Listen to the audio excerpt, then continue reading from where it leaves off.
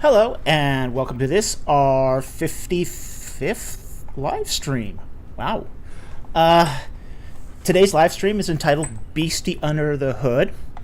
Beastie is the name of the demon that's portrayed on, say, the cover of the BSD handbooks. Now, BSD, for those who are not computer geeks, is a variation of the Unix operating system. So it's a very, very interesting, since our last Monday release had to do with the spirit world of demons, and we used Beastie on the thumbnail, I thought we'd name the live stream tonight after that. So, we're going to get right into it because we've got a lot of questions tonight. Now, unfortunately, we got something like 30 non-super chat questions leading up to this. We're not going to be able to take all those non-super chats. We just don't have the time. Okay? So we do have to give our super chats priority. So they're going to get priority. We're still going to take some non-super chats, and if we have time at the end of the live stream tonight, we'll take some more non-super chats. But we're not going to answer everyone's. It's just not going to be possible tonight, and I apologize for that. There's just a limited number of hours in the live stream and in the day. Okay, so I've also asked my wife not to take special pleading either. So if you really, really plead for her to take your question, I've instructed her to ignore special pleads. So I know a lot of you do make special pleads for her to get her attention, to have me answer a question. And she's got a big, big heart. Okay? She's a sucker for special pleading. But I've instructed her not to accept special pleading tonight. So, the rules are the same as always. Super chats have priority. If you're going to ask a non-super chat question, and should we still have time, and I hope we do, because I love taking non-super chat questions as well, put a Q and a colon in front of your question so that I know it's being directed to me. If there's no Q and a colon, it's not going to be seen, pretty much. Although there is a couple here, one here that I am going to sort of pick up.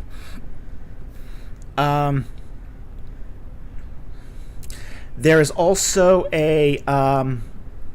if you do a question, a non-super chat question, please only state it once and only once. We're going to get really, really sticky about this because we've had some people try to flood our channel with the repeated question over and over again, hoping it'll be seen. That ain't going to work. We're gonna intentionally ignore those questions from now on. And finally, if it happens to be referred to a Bible verse or a foreign word, please specify the book, chapter, and verse. And in the case of the foreign language, tell me what language it is and what you think it needs, just so I have a little bit of context here to go off of. All right? So, with that said, let's get into it. Now, we're actually going to start with 5 non-super chats tonight. And that's because we had like 30 of them. So, so let's get right into it. Our first non-super chat today comes from Here Comes Nobody. Question: is there any lore behind Liverpool being the place for Egyptology, or did it just end up that randomly? The history of Liverpool as a center for Egyptology is really interesting.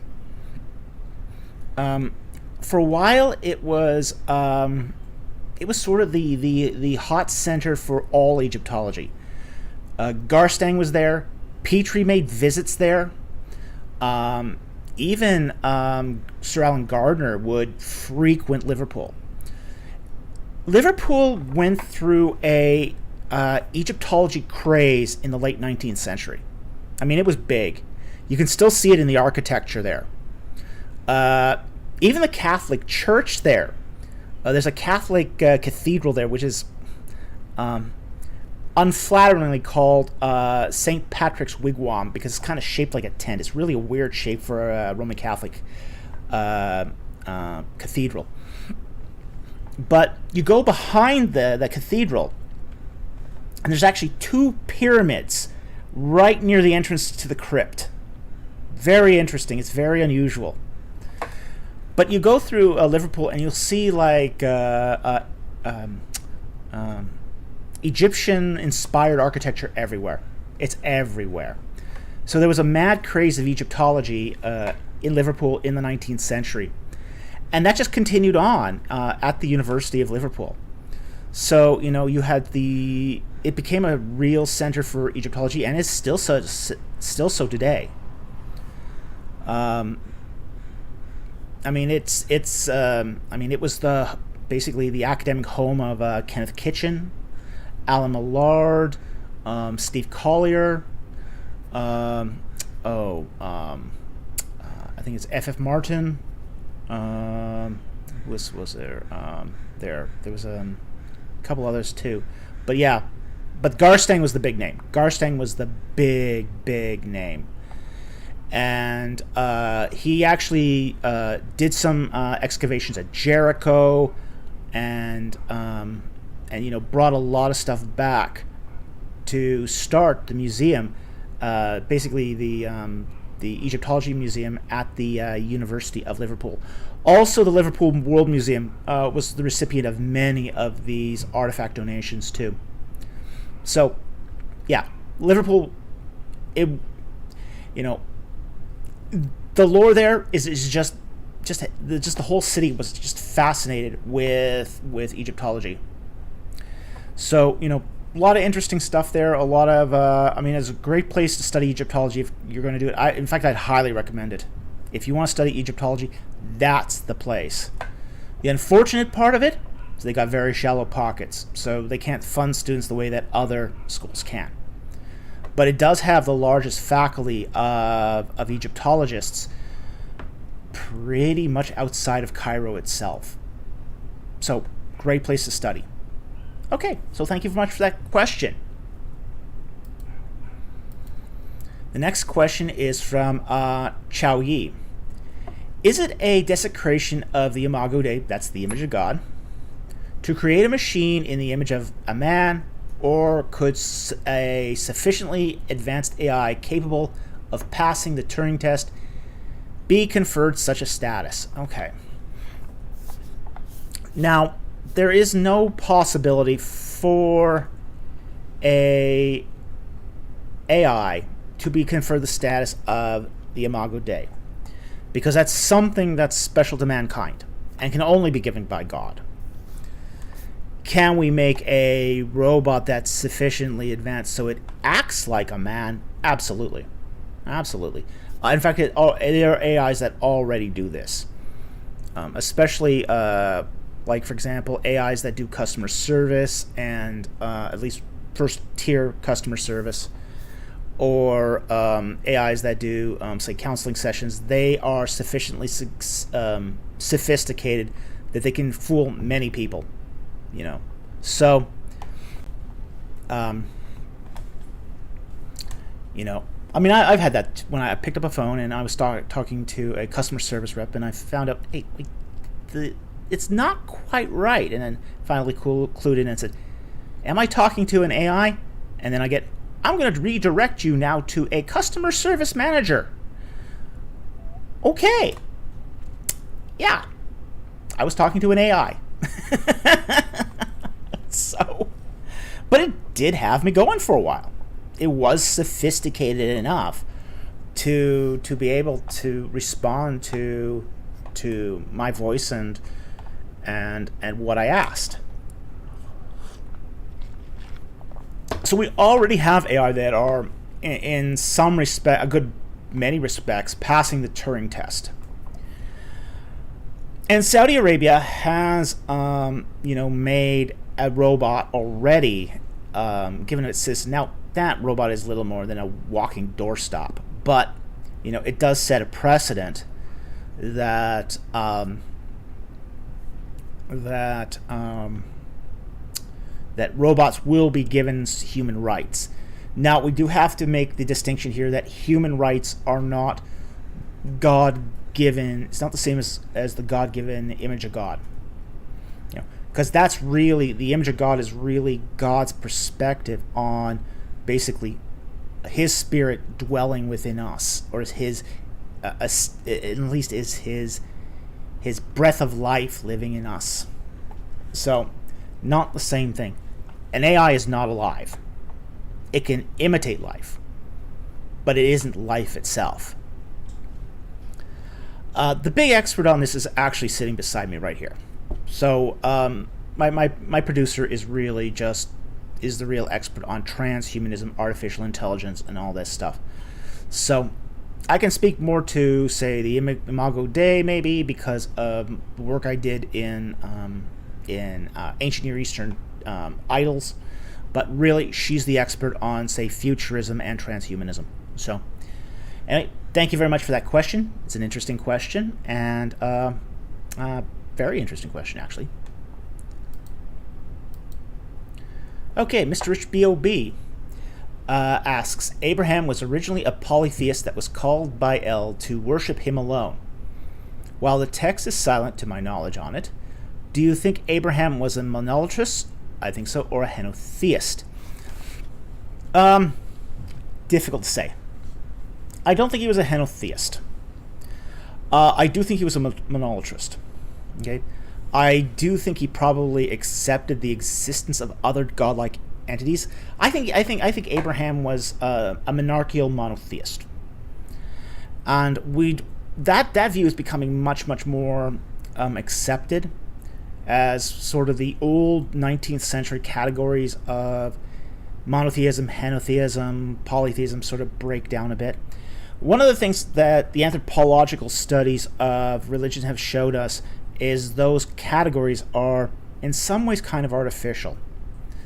There are many sort of monotheistic belief systems that were much more, say, monolatrous, and sometimes even leaning towards, say, henotheist than, say, strictly monotheist.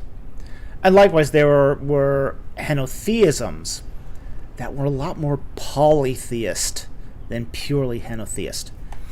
So that's going to really depend. But I think with the categories you've given me here, I think Abraham is probably a monolatrist, under sort of the more rubric of monarchical monotheism. That is, there's many sort of godlike entities running around, but only one supreme God that rules them all, or is seeking to rule them all. Okay? So, that's my answer to that question. Thank you very much for the question. Okay.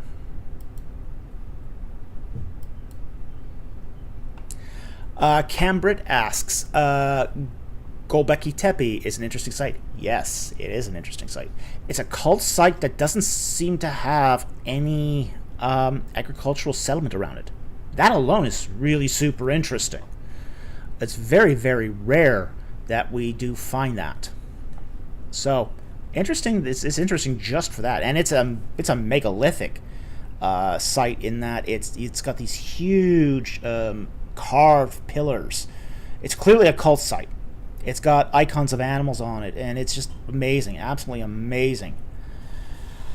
But it's very old. It's a very old site. It's at least 10 to 12,000 BC. I mean, it's really old. He goes on further. Could it have implications for the historical Noah flood, with it being in modern Turkey and being very early in human history? Well, okay. One of the things I think when we talk about the flood is I think the flood was a lot earlier than even Gobekli Tepe. Okay, I think if there is a good plausible chance for a flood, it goes long before then. And part of my rationale on this is I look at something like, for example, the clan structures in Genesis 5 and 11, and I can see that there's actually a lot more scope in there. I mean, fundamentalist American young earth creation hermeneutics aside here, because I think that leads you to some extreme historical problems. If you view that as more of clan structures with more flexibility there, as far as when, and I'm going to probably do a video on this to basically show how much stretch there is to those genealogies. I mean, I did calculate this out once, and I believe there's as much as 50,000 years of stretch there. So that's a long time. You could easily have a flood within that 50,000 years and still have the civilization at Gobekli Tepe, flourish. So I don't think it has huge implications for the flood. It does have huge implications, though, for, say, the dating of fundamentalist hermeneutics. The ultimate problem with those stones is we find those stones erect. We find them erect. If it was a global flood, those stones would be scattered because flood just moves stones all around. Bigger stones than that. Like, for example, when I went to the Valley of the Monkey in Egypt, it's a wadi. It's a big wadi. Now, there's a photograph. I saw a photograph of that valley before I went down there in 1906. And there's this massive stone. I mean, huge. I mean, it's the size of 3 houses. I mean, it's big. Big stone. Kind of blocking at the top of the wadi. Well, a few rainstorms later in the 1920s, and that stone is now all the way down the bottom of the wadi. It moved a lot. So if you have a bunch of erect stones and you've got a flood's going to move that all around. So it doesn't appear to me that Gobekli Tepe underwent any sort of destructive forces of a flood. So I think that has implications. And it has implications more for, say, certain hermeneutical perspectives than it does to the actual existence of a flood or not. So anyway, that's the answer to the question. I hope that was informative, and at least it gave some perspective to this. So anyway, thank you very much for the question. And now we got one more non-super chat, and then we'll get to the super chats. Okay. The last non-super chat is from Dale McKenzie. And he writes, if taking 17 Jubilee cycles recorded in the Talmud as fact in the light of Archaeology 12b, would it be necessary to necessitate an extra 100 years to the early date of the Exodus? Okay, not quite 100, but we have to take a few things into perspective when we talk about that whole sort of Archaeology 12, both A and B here.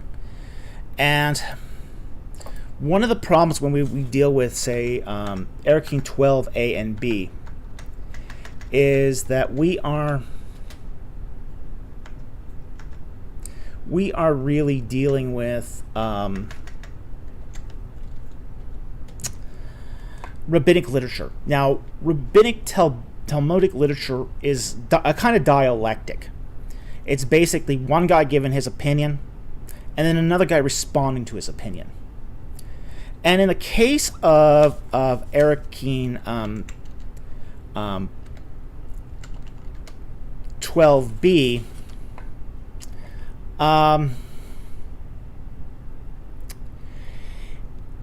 you have basically this dialectic, and it's basically, you've got one rabbi that says, well, there isn't a teaching of 17 Jubilee cycles before the destruction of the temple, because otherwise it would have landed on the destruction of the temple would have landed on a Jubilee year, and that would have been abhorrent to them. Okay, so you got one guy saying that. Then you got the second rabbi saying, no, that's not the reason why there isn't a 17 cycle teaching. it's because 35 years after the destruction of the temple is a Jubilee year, per Ezekiel. Okay. So you got two rabbis basically saying there's no 17 Jubilee cycle for this reason A. Another one say there's no 17-year Jubilee cycle for reason B. Is anyone actually affirming a 17-year Jubilee cycle? Doesn't appear so. In both cases, both rabbis are saying there's no 17-year Jubilee cycle teaching. Both of them are denying this.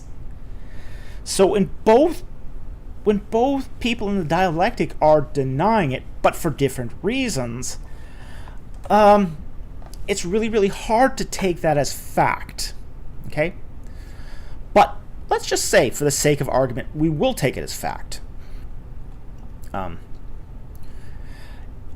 It wouldn't necessitate an additional 100 years to the early Exodus date. Okay? But it is going to necessitate a longer date than the early date of the Exodus. And some of that is going to be roughly 50 years. But here's the problem. If it's off by even, say, 10 years, that is a big problem for the early Exodus date. Big problem for the early Exodus date. And it's going to be a big problem for them in another respect, which is the fact that the early Exodus perspective is highly dependent on the Julian calendar. It's really dependent on the Julian calendar. In fact, all their calculations are based upon the Julian calendar. It's one of the underlying presuppositions. Okay. They need the Julian calendar to make other things work. Okay, so if they don't have that Julian calendar, things just go to heck in a handbasket. So they absolutely need that Julian calendar, and they need to get it down to exact year. Otherwise, their interpretation of 1 Kings 6:1 goes into the rubbish bin. Okay, so as a result, they've had to reinterpret Arachene 12b to basically equate Ezekiel's Jubilee with the 17th Jubilee. So they need to cut off that 49 years in order to get it to work. So this is a problem. I mean, it's a problem in both respects. I mean, it's a problem in the respect that they're having to not only just say, okay, there is a 17-year teaching, contrary to what both rabbis say, and it's a problem is if they actually are reading the Arachene 12b in the Seder Olam Rabbah correctly, there's more Jubilee cycles there than they really want. So it would necessitate an extra amount of time for the early Exodus date. Definitely. But it's also going to be a huge issue tier 2 with just how they're approaching this text hermeneutically, which is they're using Julian years. It's an anachronism, but it's an anachronism that they're doubling down on, because otherwise their 480 of 1 Kings 6:1 doesn't work, and that would be an issue, be a big issue. Okay, so anyway, thank you very much for the question. It's an interesting question. It's a highly technical question, but one definitely that was worth exploring. So anyway, that's going to be the last non-super chat for the moment, and let's get to the super chats. Okay. Our first super chat is from Mr. Rich B.O.B. for $2. Thank you very much for the super chat. What was that book on problems with evolution proper? Got it down here somewhere. Excuse me. It's a guy by the name of Michael Denton. Evolution, Theory and Crisis. Now, the original was Evolution, a Theory of Crisis. His updated version here is Evolution, Still a Theory and Crisis. 10 years later, it's still a Now, he wrote his first book on this, in 1985. Okay? And the updated book here is 2016, so it is relatively recent. But it is an excellent book. It does really outline the problems with evolution proper. Denton is not a creationist. I believe he holds to the theory of panspermia, is what I believe. But he does lay out the problems of evolution very well, and I think it was an excellent book. So anyway, that's the quick answer to that question. Thank you very much for the super chat. Really appreciate it. Okay, the next super chat comes from Disciples Riddle for $9.99. Thank you very much for the super chat. Who was Yah in the Egyptian pantheon? Did the Israelites adopt Yahweh's name from him? Can this also be a source for the Shasu of Yahu? Okay. Probably. Okay, I'll answer the last one first. Probably not. They're probably unrelated. The god Yah in the Egyptian pantheon is actually a mispronunciation. Okay? It's actually Iek.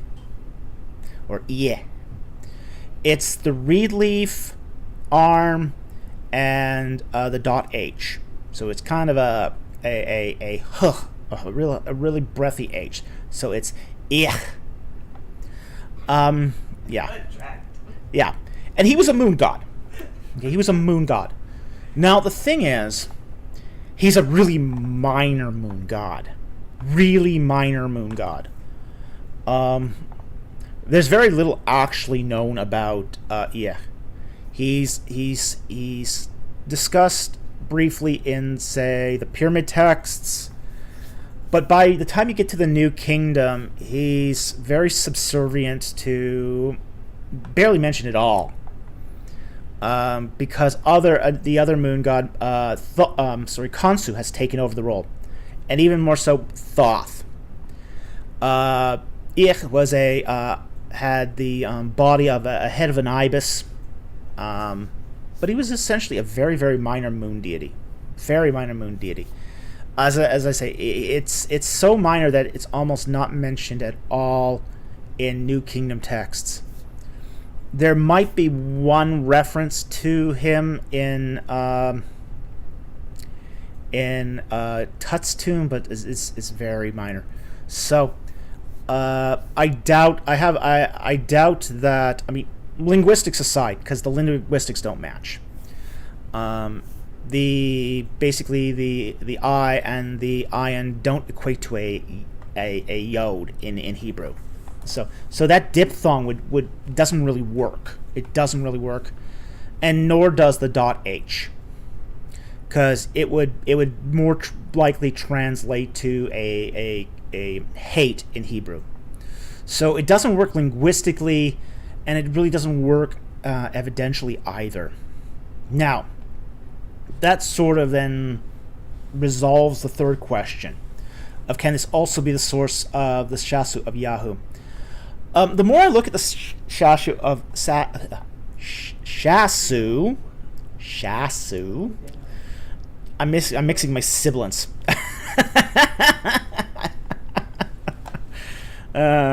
Which actually happens in ancient languages too, where sibilants shift.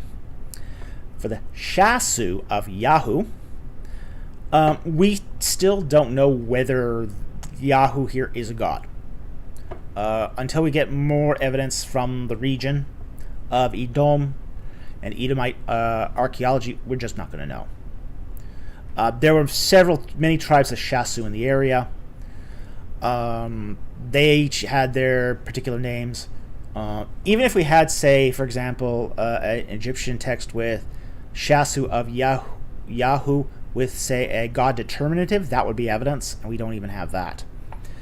All the evidence we have of the Shasu of Yahu has no determinative, so it's not helpful for us to determine who or what Yahu was. Was Yahu a region? Possibly. Was it the name of a human being, a clan leader? Possibly. Is it the name of a god? Possibly. We don't know. We have nothing that'll actually tell us. So, anyway, thank you very much for the super chat. Very much appreciated. Okay, Mr. Rich B.O.B. for $5. Thank you very much for the super chat. Very much appreciated. Remembering David offed his brothers too, what are your thoughts on the idea that Goliath had giantism, was probably badly impaired, and just for intimidation? Well, the problem is that Goliath was a mercenary. His armor is actually not typical of the Philistines. It was actually more typical of, like, for example, he's got bracers. So he was a mercenary for the Mycenaeans. So, given that, he probably served some real hard campaigns. So I don't think he was badly impaired.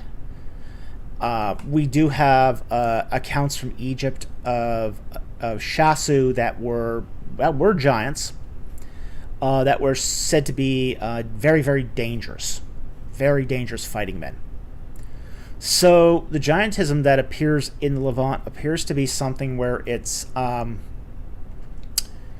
doesn't have the same impairment that they say the medical condition of giantism has. So I mean, it is true there is an intimidation element here. That's true. I mean, the whole reason you'd field a giant in one-to-one combat is to intimidate. You know, there was a Roman gladiator that was a giant. Was it Thucydides or something like that? I can't remember the name exactly, but he won many battles. He was more than just a big man. You know, he was terrifying in the arena. So we do get these people who are very large, very big, and that are actually competent at fighting also. And it appears that Goliath and perhaps even some of his brothers were such, that they were from, you know, a strain of Canaanites that were large and, you know, trained in war. So I don't think he was impaired, and I don't think it was just for intimidation. So anyway, thank you very much for the super chat. But I do think there's evidence here to suggest that, you know, these were really, really dangerous men. All right. Super chat number 4 is from Pseudo Anubis for $10. Thank you very much for the super chat. Very much appreciated. A friend of mine recommended that I read Robert DeVoe's Ancient Israel. How familiar are you with this book? I'm not that familiar with it. It's really long in the tooth. I'm concerned that it might be fairly outdated, being over 50 years old and all. Yes, it is very long in the tooth. DeVoe died in 1971, and he did most of his work in the 1950s, and I think he retired in 62. It's a very old book. It's very long in the tooth, and a lot has changed in archaeology since he wrote. So, a book that old isn't very reliable anymore, because so much has changed. I mean, you look at how much has changed in archaeology in the last 10 years. I mean, it'd blow your socks off. I think that there are other books now that are much, much better. Perhaps not as general as DeVoe's book, but overall better. You know, even though it's starting to get long in the tooth, Kenneth Kitchen's on the reliability of the Old Testament is certainly better than DeVoe's. I would also suggest the works of Richard Hess and, say, John Walton. I think both of those are current active scholars in the field that are still writing on this subject, and I think both of them present very, very good books. Richard Hess's Ancient Israelite Religion is phenomenal. It's a really good book, and would highly recommend that one too. So yeah, I think DeVoe's book even predates, say, the second set of excavations as Hatzor. So, it isn't even able to tie that in because it's just so dated. So if you're not engaging that material, I think it's way past its shelf life. And that's unfortunate that almost all our books will eventually be past their shelf life. They'll all go obsolete eventually.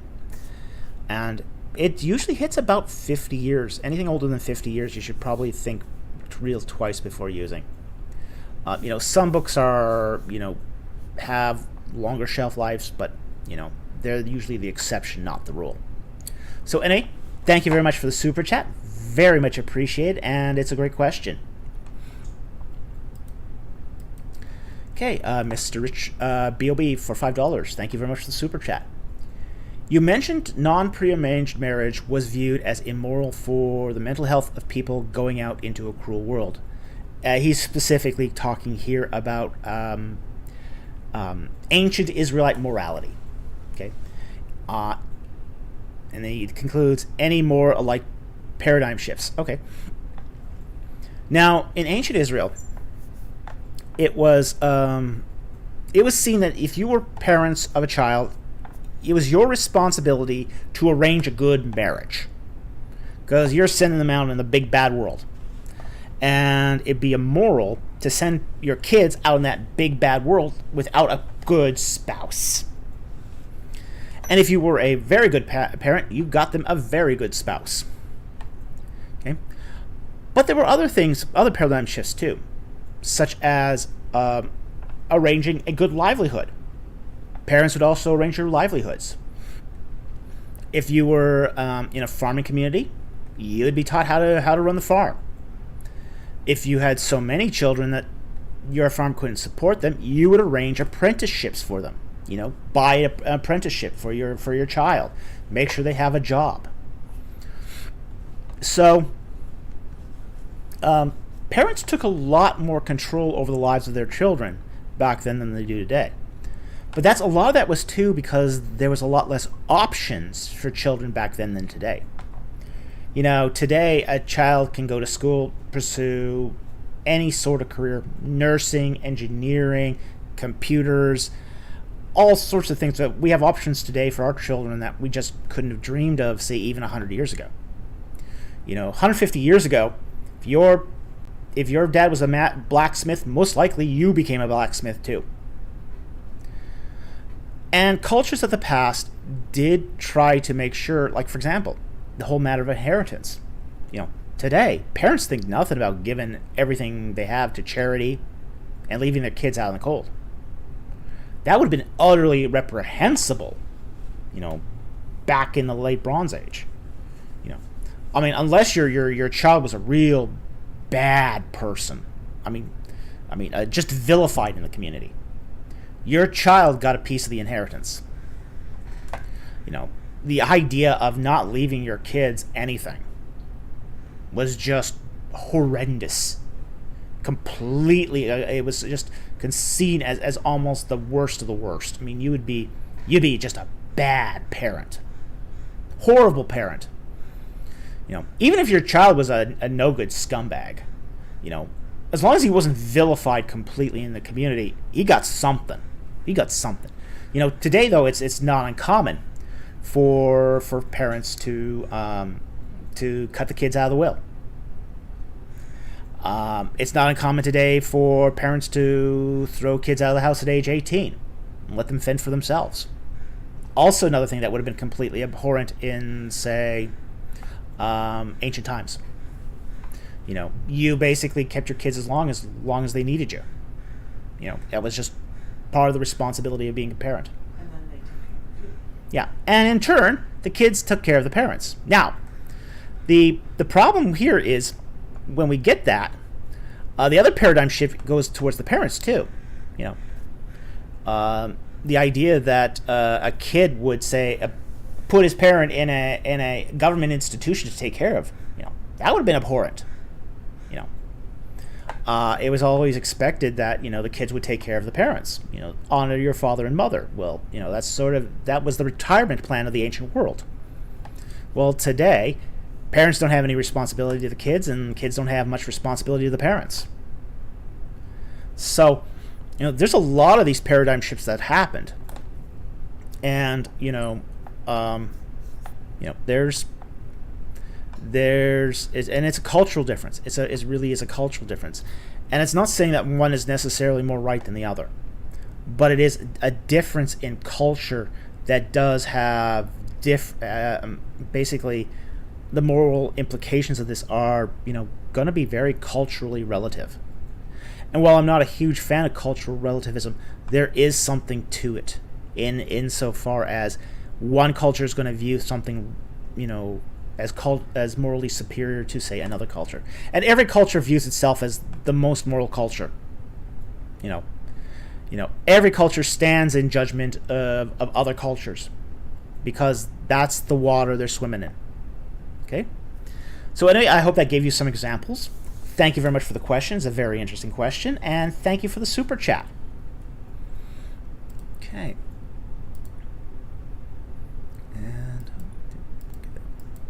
All right, $5 super chat from Brick Creation. Thank you very much for the super chat. Good to see you tonight. Hi, Dr. Falk. Any updates on the Archaeology of Jericho and the Conquest? Any new evidence related to the Exodus as well? Well, the thing is, these updates don't often happen quickly, and they don't often happen. They also kind of come in like clusters, if I can say that. We haven't seen a good update in a while.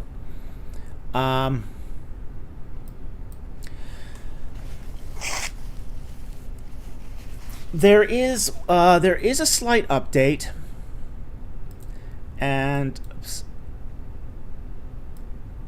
which is ABR has published an article recently on the Mount Ebal amulet, and we are going to go into that at some point. We got probably our Monday. We're going to be doing a Man and Machine update on the current status of the Mount Ebal inscription. So that update is coming this Monday. It's going to preempt our schedule by a week because we were hoping to get it out last night. I just couldn't get it edited in time. The video turned out to be almost 40 minutes. So we are doing a Man and Machine update. It's going to come out Monday, and it's going to talk about the Mount Ebal inscription. It's not a whole lot of new information, but what's new is basically how it's being spun. So hope you'll look forward to that. But there hasn't been a lot more out recently on Jericho and the Conquest. From what I know, from what I've heard, they are going back to Jericho to do some more excavations, but I have no details on that. So anyway, thank you very much for the super chat. Very much appreciate it. Oh, I should add, there's also nothing really new on the Exodus at the moment either. So, thank you very much for the super chat. Very much appreciate it. Okay, Brick Creation for $10. Thank you very much for the super chat. Some people take Deuteronomy 12:19-32 to mean you can't celebrate holidays like Christmas and Easter because they have pagan roots. Do they? Does Psalm 104 have similarities to the hymn of the Yatin? All right, let's take a look at this here. I'm going to go to Deuteronomy because it's always good to look at the text. Deuteronomy 12:29. All right. And the text says, when the Lord your God cuts off before you the nations which you are going in to dispossess, and you dispossess them and dwell in their land, beware that you are not ensnared to follow them, after they are destroyed before you, that you do not inquire after their gods, saying, how do these nations serve their gods, that I may do likewise? You shall not behave thus towards the Lord your God, for every abominable act which the Lord hates, they have done for their gods. For they even burn their sons and daughters to the fire of their gods. Whatever I command you, you shall be careful to do. You shall not add nor take away from it. Okay. Now, got to be a little careful here. Because one of the things is, even though this is used as a justification for saying, you can't celebrate holidays like Christmas and Easter because they have pagan roots. A couple things we have to note here. First of all, this passage here in Deuteronomy 12:29-32 is not saying that everything the pagans did was bad. But it's also saying that a lot of their practices were bad. Don't do the bad practices. And they cite here the essentially doing burnt offerings of their infant children. Child sacrifice, bad. Don't do it. Okay, so there is that perspective here of that they're doing forbidden stuff. So don't do that forbidden stuff. But it's also not saying either that all of it was bad. Okay. So, there is a little nuance to this passage. Now, with your particular question here, Christmas and Easter do not have pagan roots. Sorry. Neither Christmas nor Easter. Christmas is not based upon the festival of Saturnalia. It just isn't. Saturnalia actually, I believe, happens on the 17th of December, and it wasn't actually ascribed to being the 25th until the 3rd century AD. So, it doesn't actually have pagan roots. It's actually based roughly on the festival of Epiphany. It's basically what it's gauged off of. And even Easter is just a Roman word, a Latin or a Eastern European word actually, ustra, which means easterly, towards the sunrise. And it's basically just a placeholder for Passover, really. So the roots of Easter is essentially Passover. So yeah, there's no pagan roots there to really be offended at. But that doesn't mean that the myth doesn't keep going. And we have our own sort of myths, in the West here, and those are one of them. Now, Psalm 104 is actually based upon the Hymn of the Aten. That's absolutely true. It does have similarities to the Hymn of the Aten, and it's probably been inspired by the Hymn of the Aten. So if you apply the same standard of your previous question to this one, yes, you'd have to throw out Psalm 104 as well.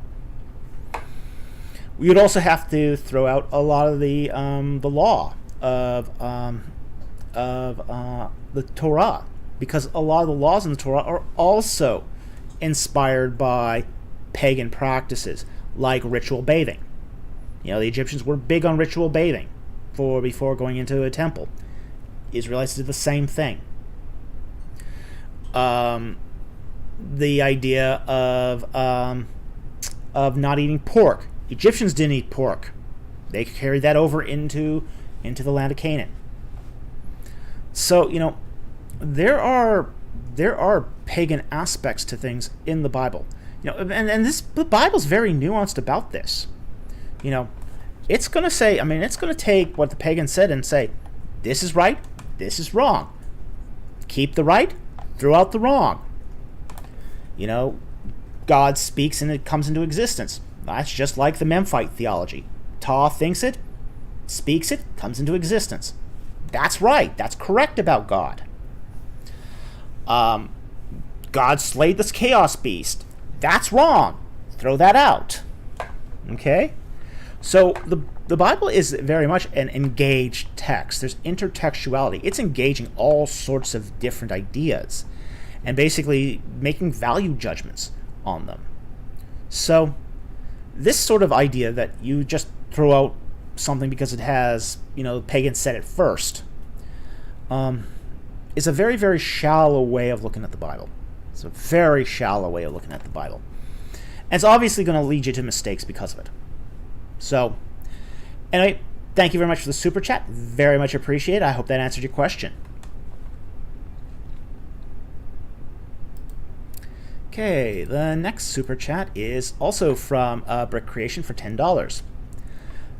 Some allegedly say that Catholicism changed the Sabbath from Saturday to Sunday, had the power to do so according to Reverend Stephen Keenan and others. Is that valid? Any clarification on this? No.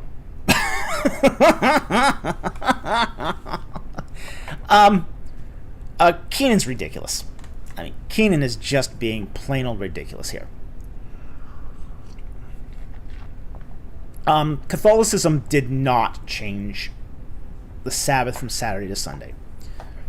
That change actually happens really early on in the history of the Christian church.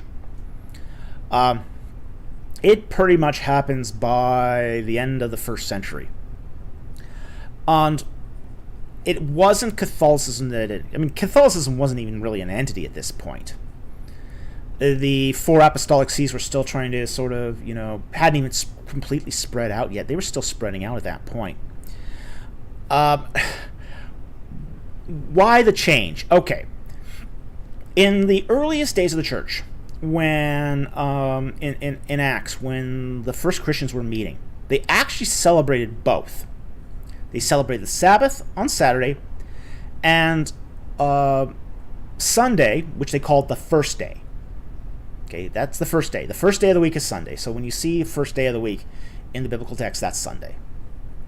Okay, so they're celebrating both.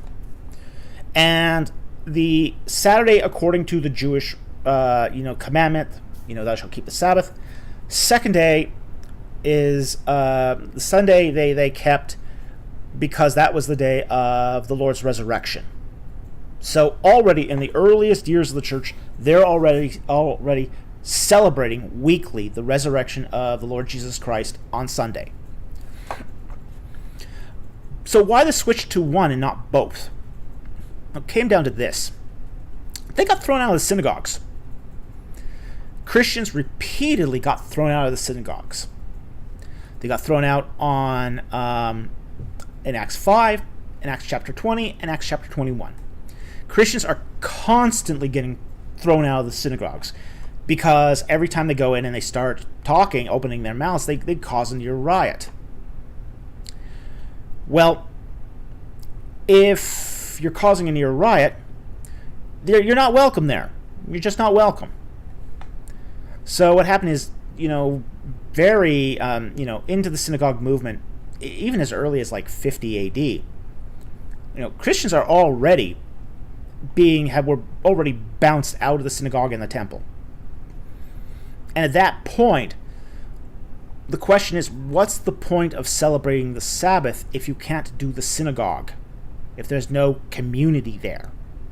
You don't have a temple scroll to read from. So many Christians early on just opted to, avoid the trouble of conflicting with the synagogue and the temple, and basically met in churches, or in home churches. So that's what really predicated the shift from Saturday to Sunday, is they start off doing both, got thrown out of the synagogues, and, only were left with, meeting on Sundays. So that's the origin of that. It long predates the Christian church, the Roman Catholic Church. You can find references to this in the early church fathers. It's well-established history. So Keenan's out to lunch here. Completely out to lunch. So anyway, thank you very much for the super chat. Very much appreciated. Okay, and a $2 super chat from Brick Creation. Thank you very much for the super chat. Very much appreciated. Where did Abraham get his camels? We don't know. Canaan was a place where travelers and sojourners traveled through all the time. Okay? It's part of the Fertile Crescent. So you got traders that were coming in from Mesopotamia.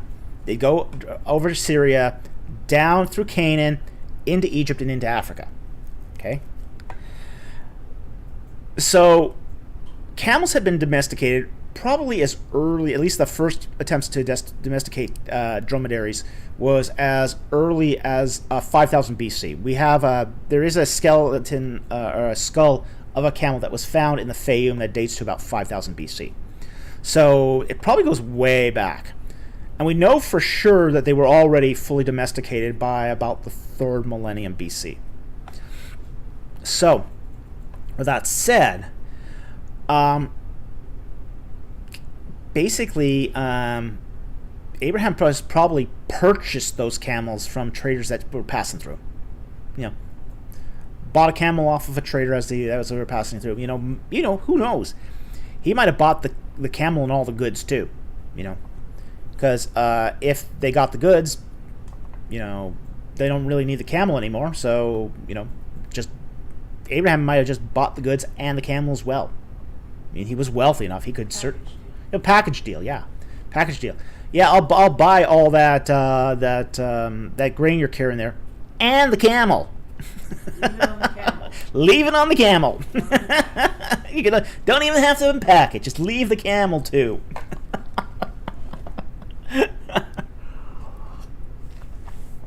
And it also wasn't uncommon also for nomadic tribes to pack a camel. They would also do this. They'd pack the camel, and sometimes they'd have the male camel and the female camel, and also tie the offspring on the back, so that the offspring would be still nursing off of the female camel. So it wouldn't be uncommon either for a nomadic tribe to go through to traders, essentially, and basically sell off the offspring. So, that wasn't uncommon either. At that point, the offspring was sold. The traders didn't have to feed it anymore. So, at that point, it's someone else's problem. So, we don't exactly know where he got it because the text doesn't exactly say for sure, but it was probably from some nomadic groups that were using it as animals for carrying goods. So anyway, thank you very much for the super chat. Very much appreciated. I hope that answered your question, at least as best as we can. Okay. Twitch it here. Okay, and go back to the beginning here. Okay, let's see here.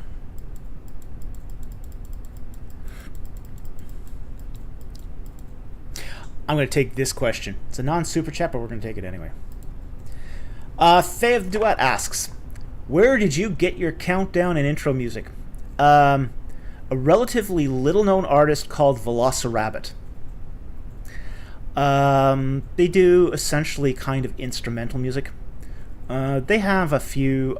You can listen to them on YouTube. Licensed it from them. In return, I did some work for them, like some artwork and some photographs for one of their music videos. But yeah, that's where I get it from. It's from a group called Velociraptor. So anyway, I hope that answers your question. I think great stuff. So anyway, thank you for the interesting question. Very much appreciated. Okay, and now we've got a very generous super chat from Sinaiacus Apologia for $100. Thank you very much for that very generous super chat. Those super chats are really, really helpful for us. They really, make ends meet and help us to basically bring this content to you. And we really appreciate it, and we are so grateful that we have such a generous benefactor. Okay, and he asks, what are your thoughts on the Jewish and Christian mystical literature that suggests that Enoch and Elijah ascended to heaven to become angels Metatron and Sandalphon? Okay. They're taking a half-truth. They're taking a half-truth and they're extrapolating on it. Okay? There's biblical texts that suggest that both Enoch and Elijah were taken up to heaven without actually dying. Enoch in Genesis 5, Elijah, I believe it's in First Kings, I believe, but don't quote me on it. So there is in the case of Elijah, he's taken up in a fiery chariot. In the case of Enoch, he just disappears. Poof, he's gone. So the suggestion in both those texts is that they went to heaven without actually physically dying. Now, the fate of them is what this mystical literature is alluding to. Now, they're not angels. Okay. The thing with angels is, even though the term angel is kind of a job description, what the mystical literature is suggesting with Metatron and Sandalphon is that that those two were basically transformed into these divine beings. But angels aren't humans, except maybe when God uses in the sort of extended sense that any human can be an angel by virtue of being a messenger, because that's what the word angelos means, and even malakim. Those are essentially the word is messenger. So with a word like this, there's both a restricted sense and a broad sense. The broad sense, anyone can be a messenger. Anyone can be an angel. An email sent to you can be a messenger or an angel. Okay, so in a very, very broad sense, Enoch and Elijah could be messengers and therefore could be angels. But the mystical literature here is using it in the narrow sense, which is by essence or ontology, they have become angelic beings. And I think that misses the mark, because angelic beings are not human, and they don't have human-like traits.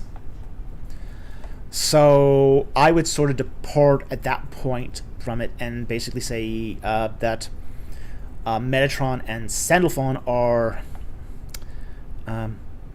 imaginative speculations as to what became of Enoch and Elijah. So I don't place much stock in that. So at that point, it's like, this is where I sort of depart from the mystical literature here, and I basically say, okay, we got to look at what is the biblical definition as far as the narrow view of what is an angel, and does that match what we find in the mystical literature? And I think the answer to that is no.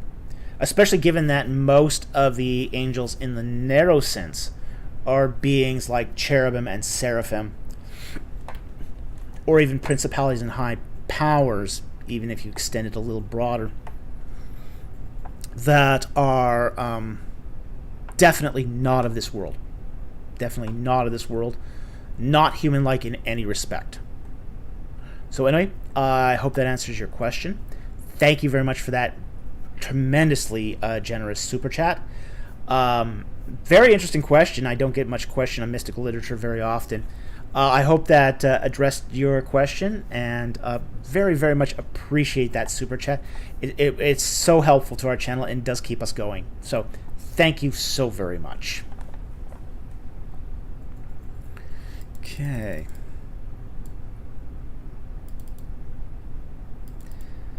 Biblical Brainstorm for $4.99. Thank you very much for the super chat. Post a question above in chat. Okay, let's see if I can find it here. There it is. Okay. And he asks, what was Moses doing with the bronze serpent being lifted up to heal? Did they really depict Yahweh as the snake occasionally, or is there something else going on in the text before the New Testament parallel? Yes, there is something else going on in the text before the New Testament parallel. Okay. Now, what is the bronze serpent? We answer that, it almost sort of answers itself.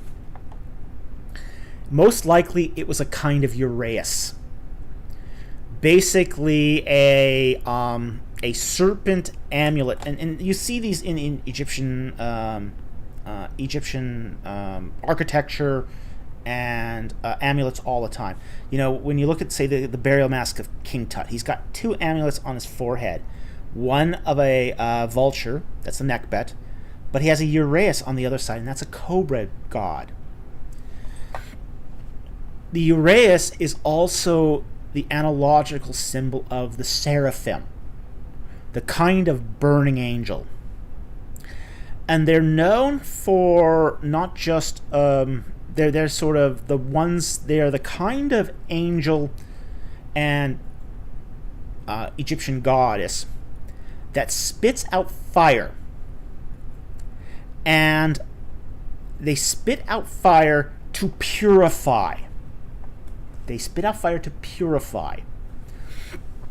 So, with that being the context of the bronze serpent lifted up, people would be bit by the snakes in the sand, in the weeds, because it is savannah, and they're poisoned. They look up at the uraeus, the bronze serpent, and they're made well.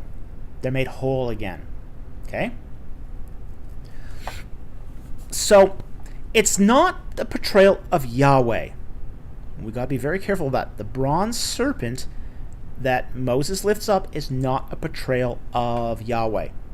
It's a portrayal of a lesser, semi-divine being.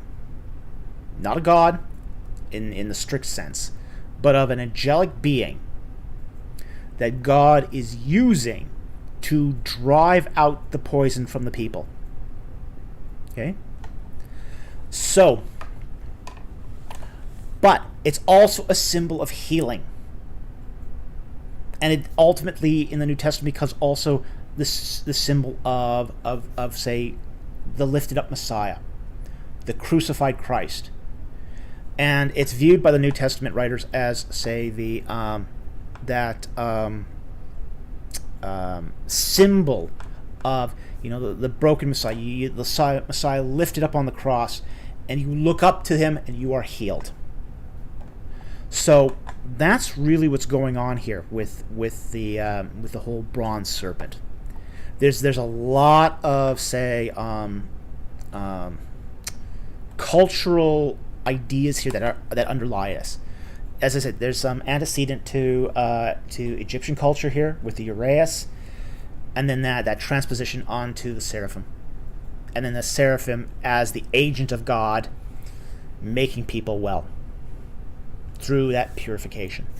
So, anyway, I hope that answered your question. It's a great question. It's a wonderful question. This is one of those questions that, if I do a book on the Exodus, I'm going to be writing fairly extensively on this, because I think this is one of the best, most interesting parts of the Sinai, wandering in the Sinai, that doesn't get enough attention from an ancient Near Eastern perspective.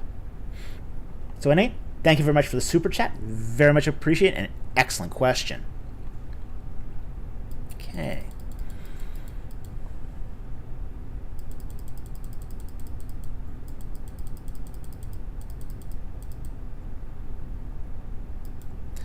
Lion Farm, for $2. Thank you very much for the super chat. And he asks, do you know what dynasty Abraham went into Egypt? Yes, we do. He went into Egypt during Dynasty 13. Before he entered Egypt before the Hyksos dynasty of Dynasty 15, and before even the 14th dynasty. So he was there during Dynasty 15. And one of the reasons we know this is because we have, with the War of Kings and Amraphel, Amraphel Shinar is really another name for, what was his name? Hammurabi. Okay, and there's actually a synchronism between Hammurabi and Neferhotep I. So we do know that that Abraham was alive during the reign of Neferhotep I, and that falls roughly in the middle of Dynasty 13. Now, we don't know what reign, unfortunately, Abraham went to Egypt.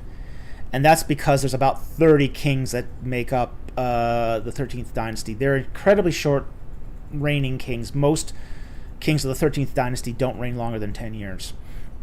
And many only reigned like two or 3 years. So they're incredibly short reigning kings.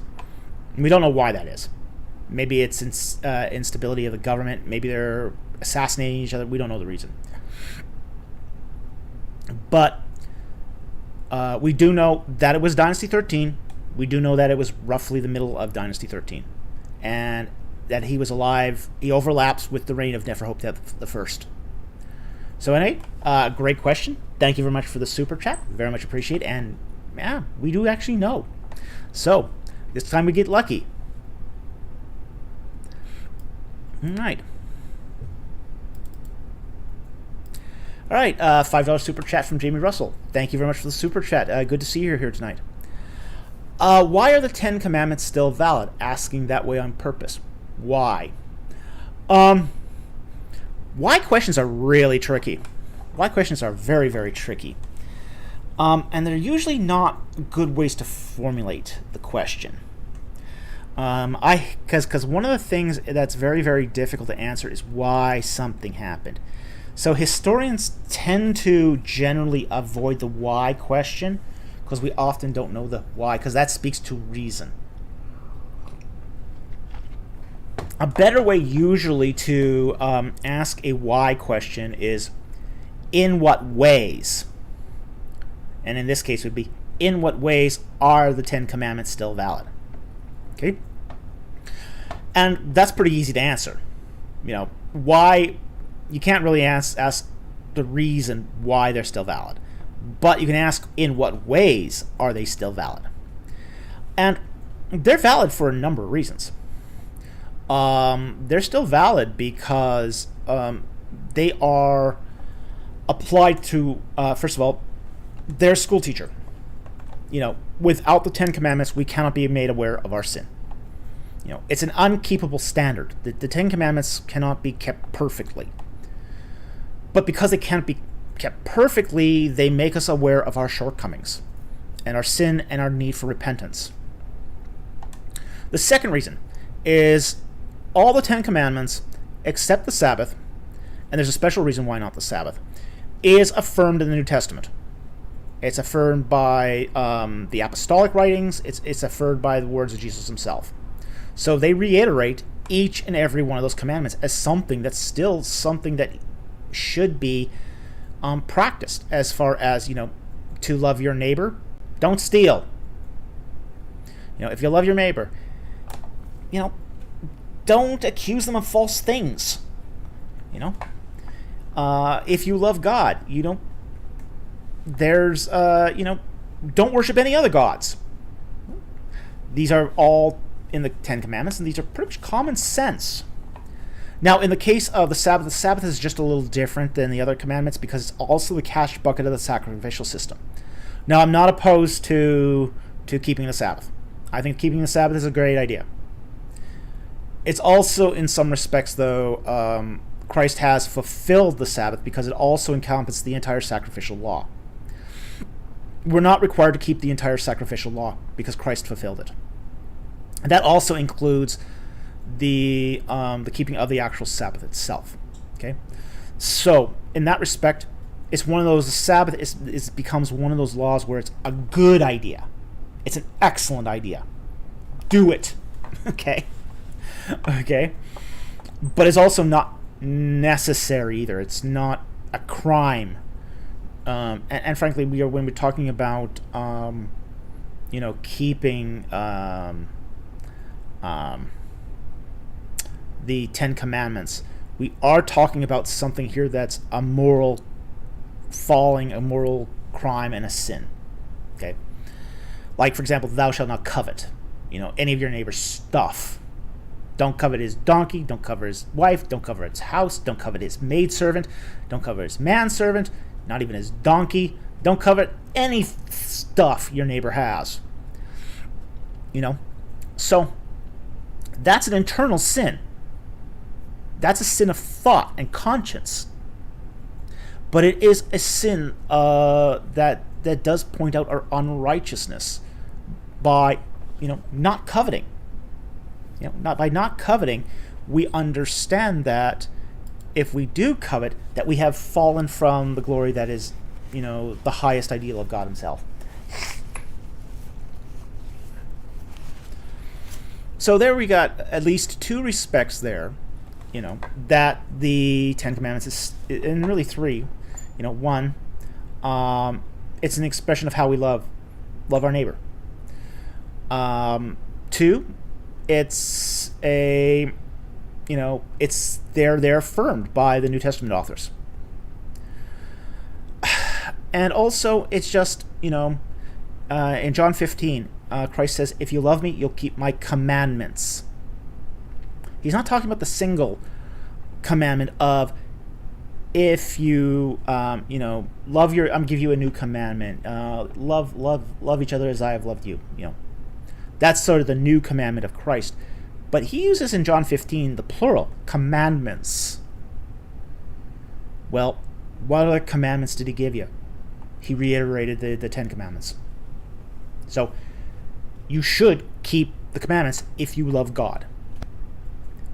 And if you love people, the two great commandments. Thou shalt love the Lord thy God with all thy heart, with all thy soul, with all thy mind, and all thy strength. And the second is likewise to love your neighbor as yourself. Love God, first four commandments. Love men, the remaining five, with the Sabbath being covered by the Lord himself. So, in those respects, the Ten Commandments are still valid. Now, we don't become righteous by the commandments. Okay? They don't make us righteous. We cannot be saved by following the commandments. But they are evidence of good works. And James says, you show me your faith without works, I'll show you my faith by my works. The fruit of righteousness should fall in line with the Ten Commandments, even though it's still an impossible standard to keep. So you're not saved by works. Ephesians chapter 2 says, you are saved by grace through faith unto good works. The telos of being saved is not eternal life in Ephesians chapter 2. The purpose of you being saved by grace through faith is so that you live a life of good works that God has prepared for you in advance. And how do we express that? Well, don't steal from your neighbor.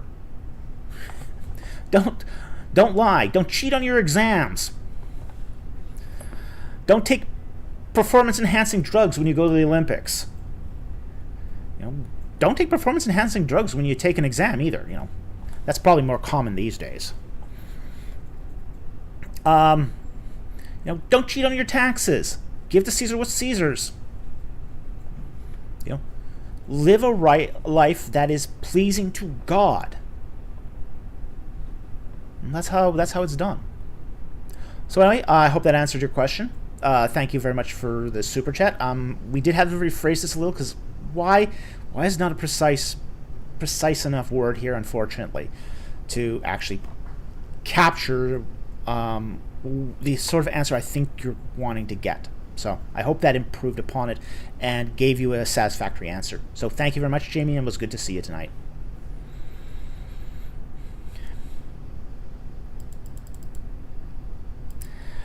We got a very generous super chat here for $60 Australian from BC. Well, good to see you here tonight. I'm glad to have you here. And thank you for that very generous super chat.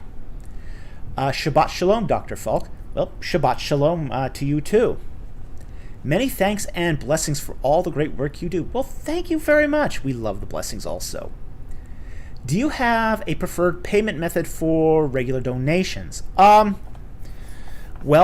we do have a GoFundMe account. We're not the greatest fans of GoFundMe, but there isn't any alternative at the moment. We do have cryptocurrency wallets that you can make a donation to. We also have Patreon. So for regular donations, if it's a regular monthly thing, probably Patreon's best. If it's Patreon takes something, but it's not that bad. The tax man takes a lot out of Patreon. Okay. If you do not donate through GoFundMe, it goes to a specific project, and that's considered a gift. So the taxman takes nothing out of that one. So the GoFundMe is preferred if it's, say, a one-time, or say you want to help us with, say a tax-free gift. At least for us. So your gift goes farther if you go through GoFundMe. But we also do Patreon as well, and the cryptocurrencies are really, really good for people who want more privacy, or have one of the concerns with GoFundMe is privacy. So it depends on what we've got. Enough channels that you can donate that it will suit your needs, whatever they are. So anyway, we don't prefer one or the other, but those are the options. Those are the options that exist, and you can see those in the I believe they're in the description. If they're not, I can actually put them back there. So they tend to get, sometimes we have to cut out the donation methods in the description, but if you look at any of our Monday videos, they're all there. They're all there in our regular videos. So anyway, thank you very much for that really generous super chat. Very, very much appreciated. Thank you so much, and have a great night.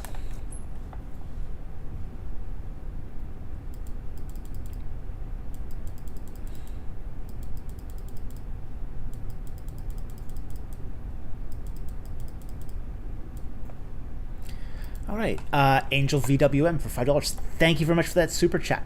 Really appreciate it. Do you think it's possible to date the Book of Job or locate ancient ooze spoken of in the book? Wow. Yeah, we don't exactly know where ooze is. Now, dating the book is actually a bit easier. And the reason why is it makes reference to the Arameans. And the Arameans are an Iron Age culture. Okay? So, essentially what happens is, after the Mitanni Empire falls apart, and it falls apart at the end of the Late Bronze Age, it becomes a bunch of sort of fractured states that then get sort of picked up by the Hittites. The Hittites take over the remnants of the Mitanni Empire for a while. And then in, say, the 12th century, the Hittite Empire itself falls apart. This leaves the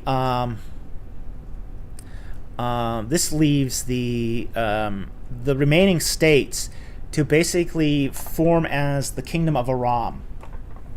Okay. So when we by the time we get to the state of Aram, this is where we get the word Aramean from. Okay, we are looking at this point at basically the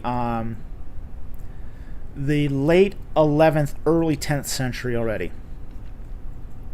So once we get this people group that's being recognized as Arameans, we're already into Iron Age.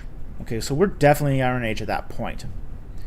So it looks to me very, very likely that that the Book of Job is not an early book. I mean, early Bible expositors thought Job was the earliest book in the Bible.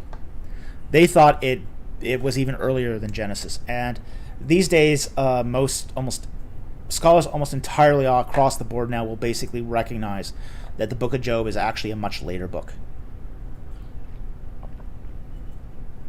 Now, as far as ooze goes, I don't think anyone has identified where ooze is, but Job, my guess is the Book of Job dates to my guess is somewhere before the Assyrian conquest, and so I'd say roughly around Iron Age 2 is roughly where I would date the Book of Job. But I'm not an expert on the Book of Job either, so that's where I'd place the Book of Job. I think it's definitely Iron Age. I don't think it's. I mean, it could be even later though, and I have to be honest about that. It is it is possible that it's even later. So there's no necessity for it to be an early book, but I'd say no earlier than Iron Age 2. So anyway, I hope that answers your question. Thank you very much for the super chat. Very much appreciated. Okay.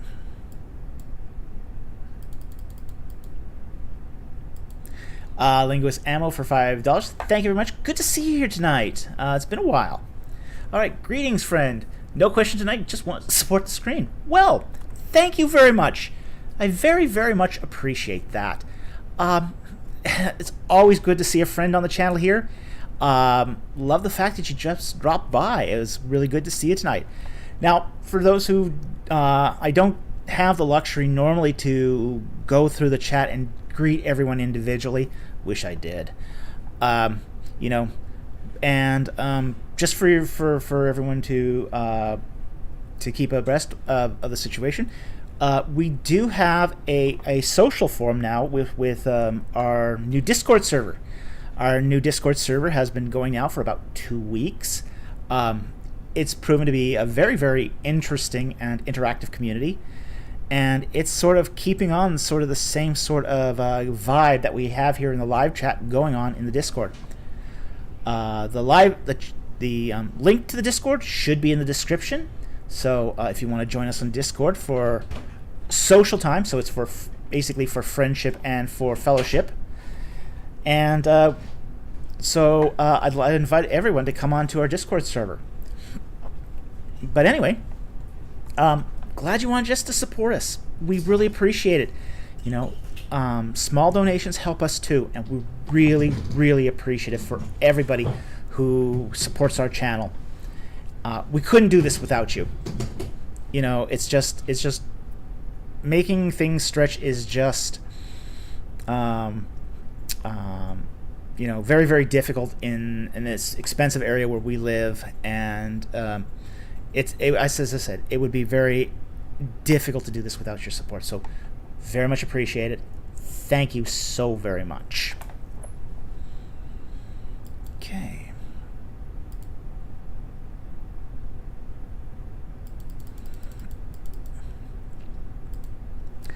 MindBen256 for $5. Thank you very much for the super chat. What are the differences between henotheism, monolatry, and monarchical henotheism? Okay, let's take monolatry first. Okay, monolatry is the idea that you only worship one God. Okay, you owe your allegiance to one God. Okay, now that covers both henotheism and monarchical monotheism. Both henotheism and monarchical monotheism are monolatries. Basically, mono meaning one, latry or latros meaning to worship. So you only worship one God. Okay?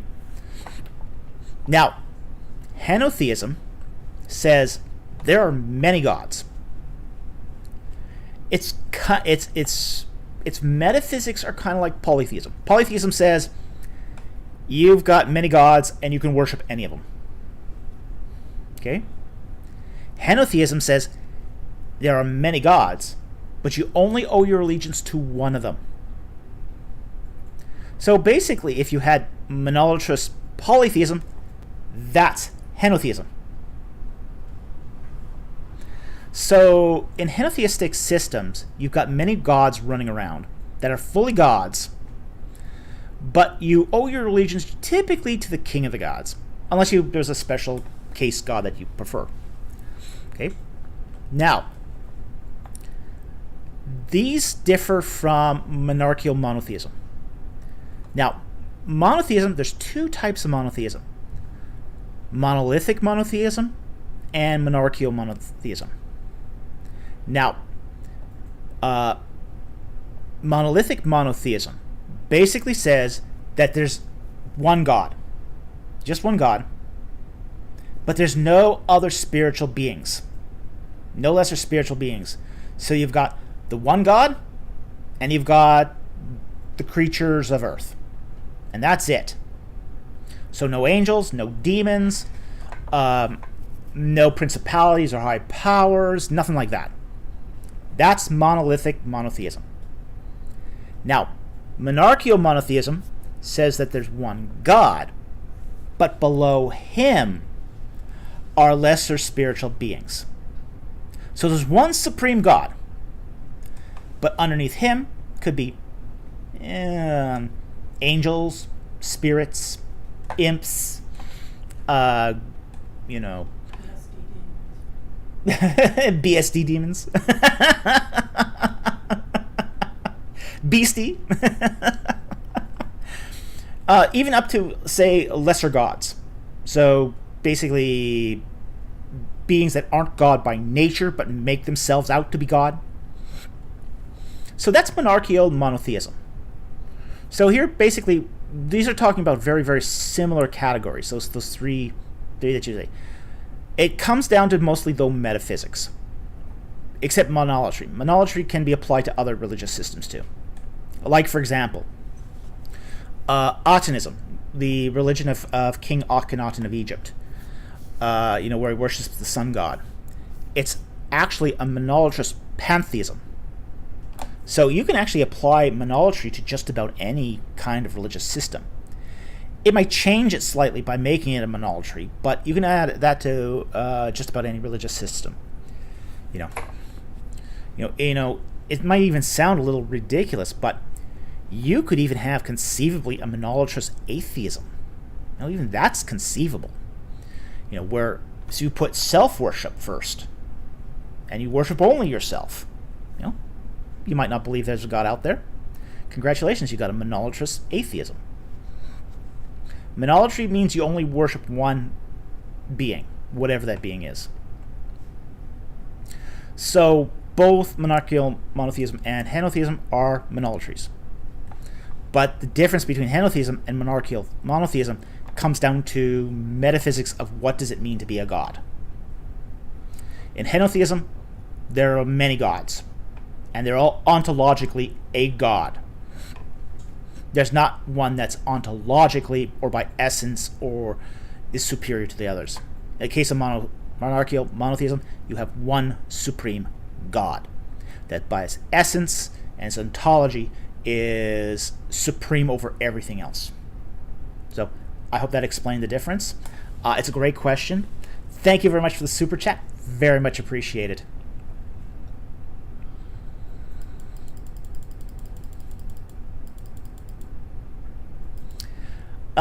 Sentinel Apologetics for $5 Australian. Good to see you tonight. I hope you're feeling better. Thank you so much. He says, Daddy Falk, I made it. Much love to you. I'm on the mend. Great. Praise God. Praise God you're on the mend.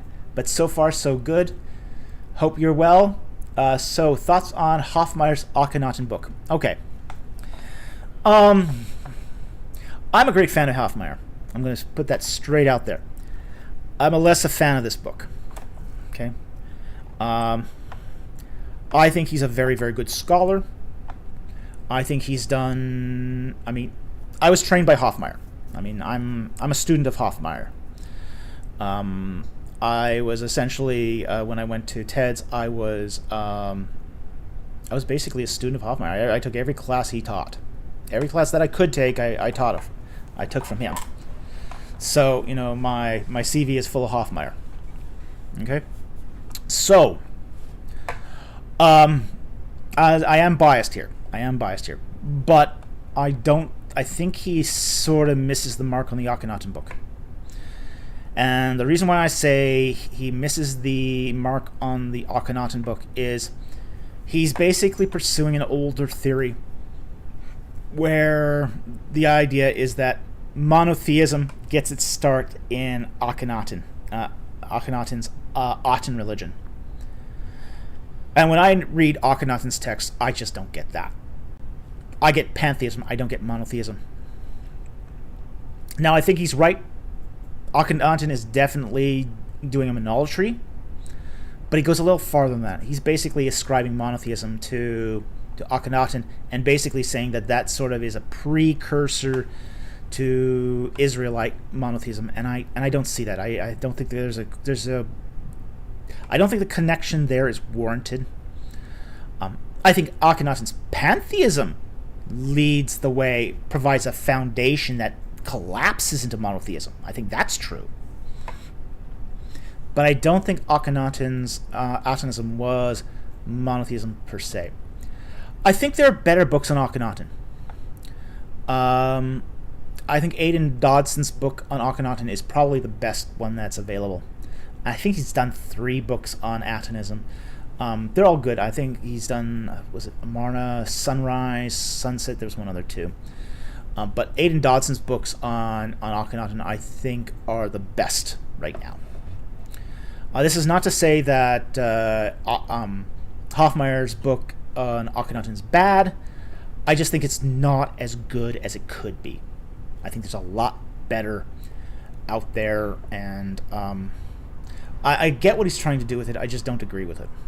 And, you can't agree with your teacher on everything,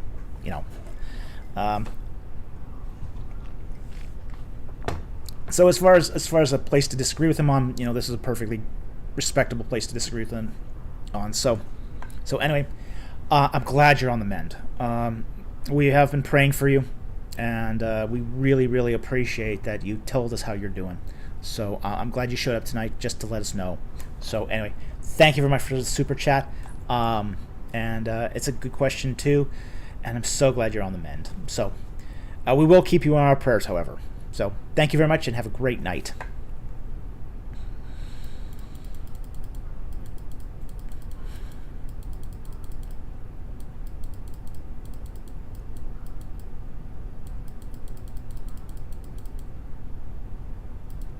Okay, Slim2K for $2. Thank you very much for the super chat.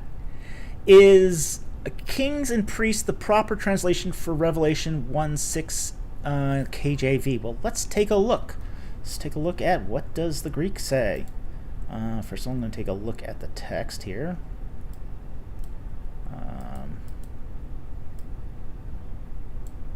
Revelation 1:6.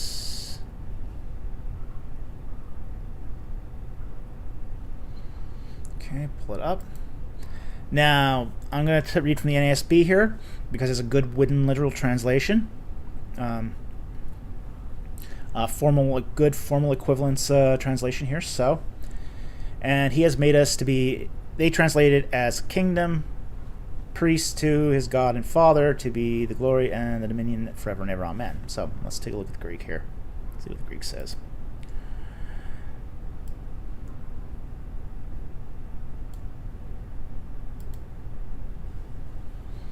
Okay. Plus, well, it does say kingdom. It's not kings. It's the word here. I'm going to highlight the word. Basilean. Okay.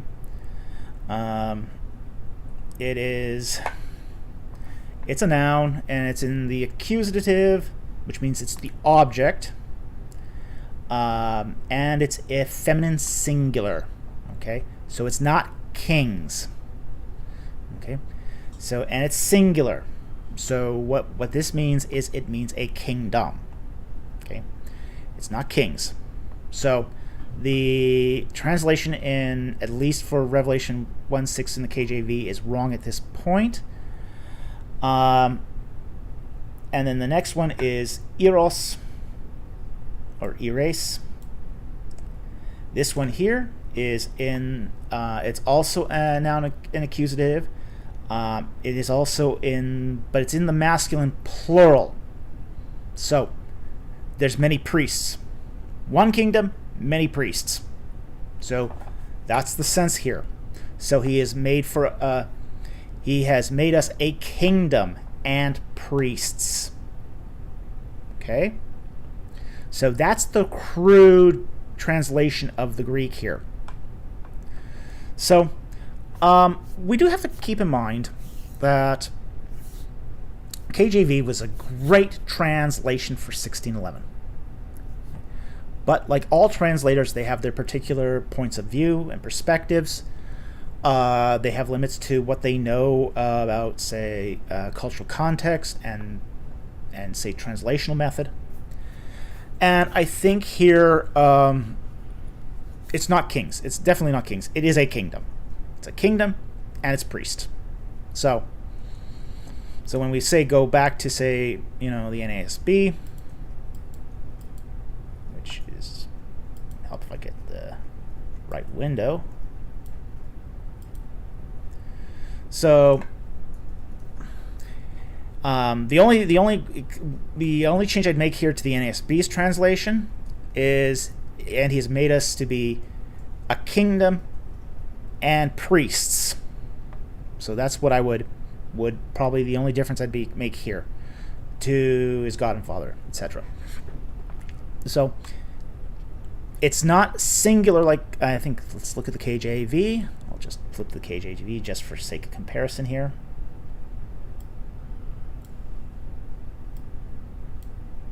Okay. Yeah, the KJV has it in the plural. Okay, so it's made us kings and priests. Kings, it's definitely wrong here. Priests is correct. So, and priest is correct in the KJV. And the kings isn't. It is a kingdom. So, anyway, thank you very much for that super chat. I hope that answered your question. So, next one.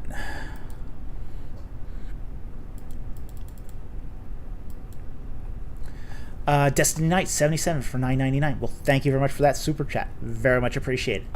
Shalom, Dr. Falk. Well, shalom to you too. Are you familiar with the translational debate behind Exodus 6:2-3? I was wondering if you had any thoughts of the use of God's name Yahweh from the patriarchs to the time of Moses. Okay. Let me grab that text.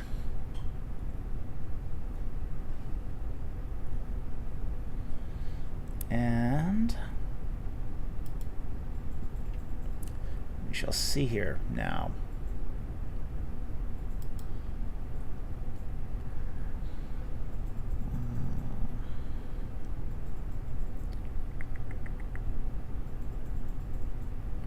Exodus.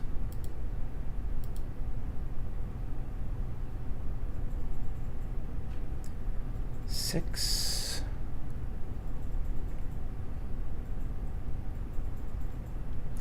All right, pull up the Bible here. Okay. God spoke further to Moses and said, I am the Lord, and I appeared to Abraham, Isaac, and Jacob as God Almighty. I think it's El Elyon, if I'm correct here. El Shaddai, sorry. El Shaddai. But by my name, Lord, I did not make myself known to them. Okay. Yes, I am somewhat familiar with this. Now, this particular translational controversy. And some of it goes back to Genesis. And what we have, for example, from the patriarchs is the Genesis does seem to use the word Yahweh in some of its texts, especially in dialogue. But we also know, too, that the linguistic markers that we find in Genesis seem to indicate that it was written no earlier than, say, the Late Bronze Age. So roughly at the same time as the Israelites are coming out of Egypt. So with that said, we got to keep in mind that there could be some retrojection happening where they're updating certain texts in Genesis to make certain pedagogical points. So that's sort of been my take on this recently, which is that there is that they're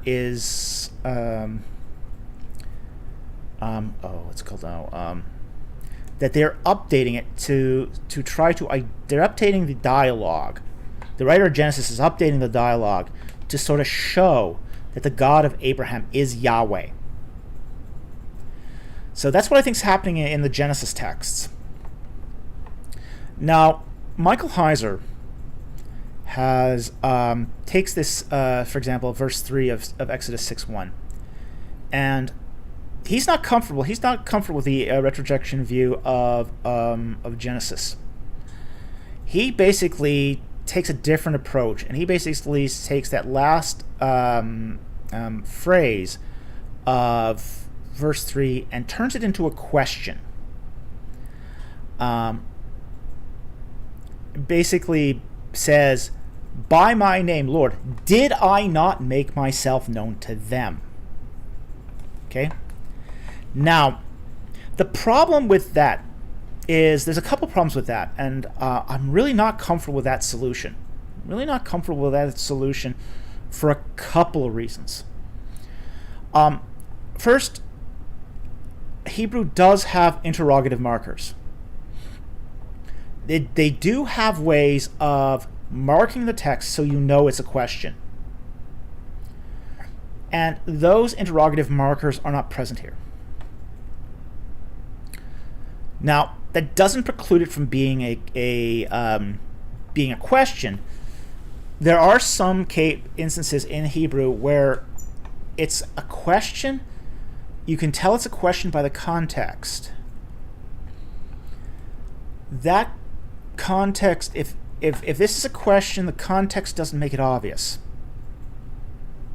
The other reason I'm really uncomfortable with his solution here is you could take any biblical text, turn it into a question, and negate it.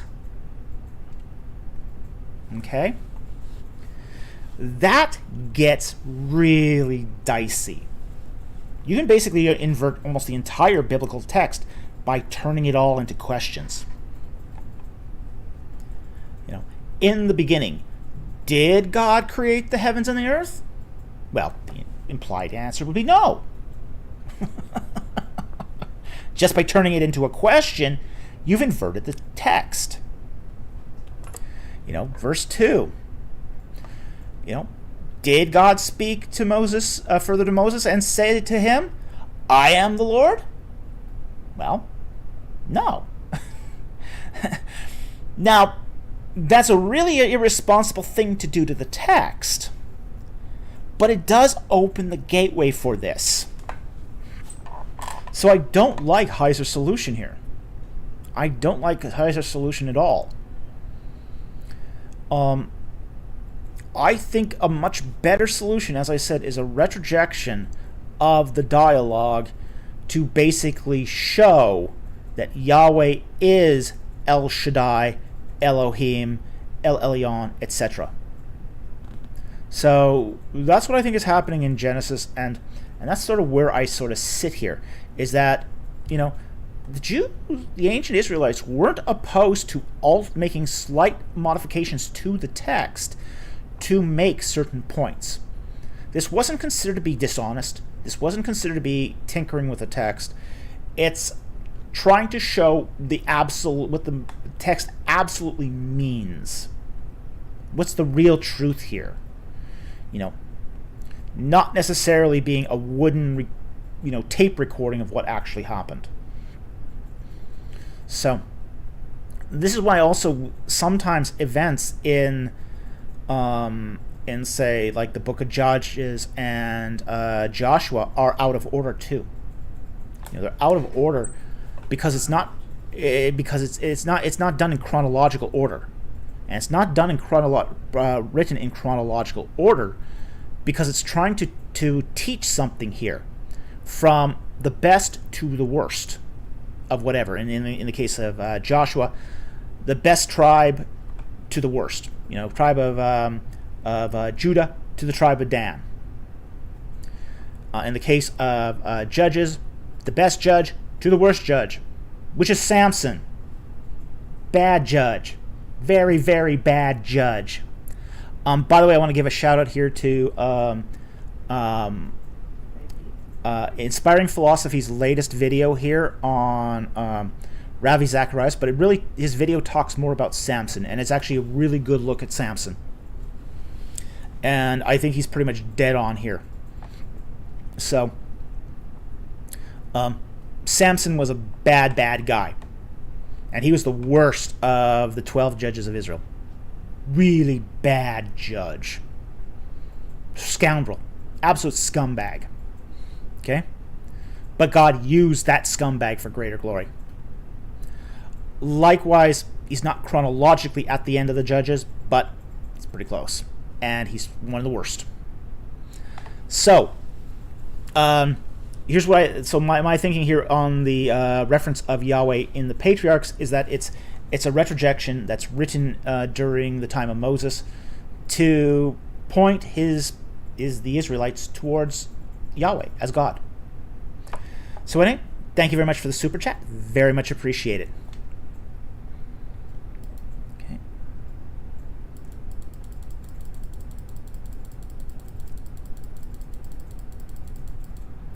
Okay, super chat from Mr. Phil Fox. Well, good to see you tonight here, friend, for $20. Thank you very much for that super chat. My dear brother, blessings and prayers for you and your family. Love the stream, and I want to be like you when I grow up. Oh, you don't want to grow up. Don't do that. You'll be old and creaky and hurt like I do. Put up that growing up for as long as possible. You don't want to go there. Age isn't kind. Anyway, it's great to see you here tonight. I'm glad you could be with us tonight, and I so much appreciate that generous super chat. Thank you so very much. My brother here, Mr. Phil Fox, has a great live stream. He does great work in his community. I highly recommend his channel. Go and subscribe to his channel because it's fantastic. It's a really great channel, and I love him dearly as a brother. So it's really great to see you tonight. Thank you so much for being here, and thank you for that wonderful super chat. Okay, I think we're actually at the end of the super chats here, so we've got a little bit of time. We're almost at the 2-hour mark, so we are going to take a couple of non-super chats.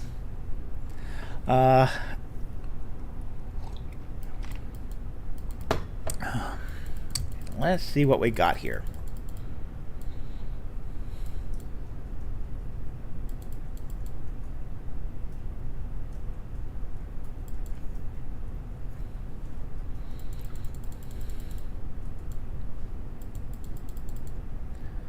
Let's see here.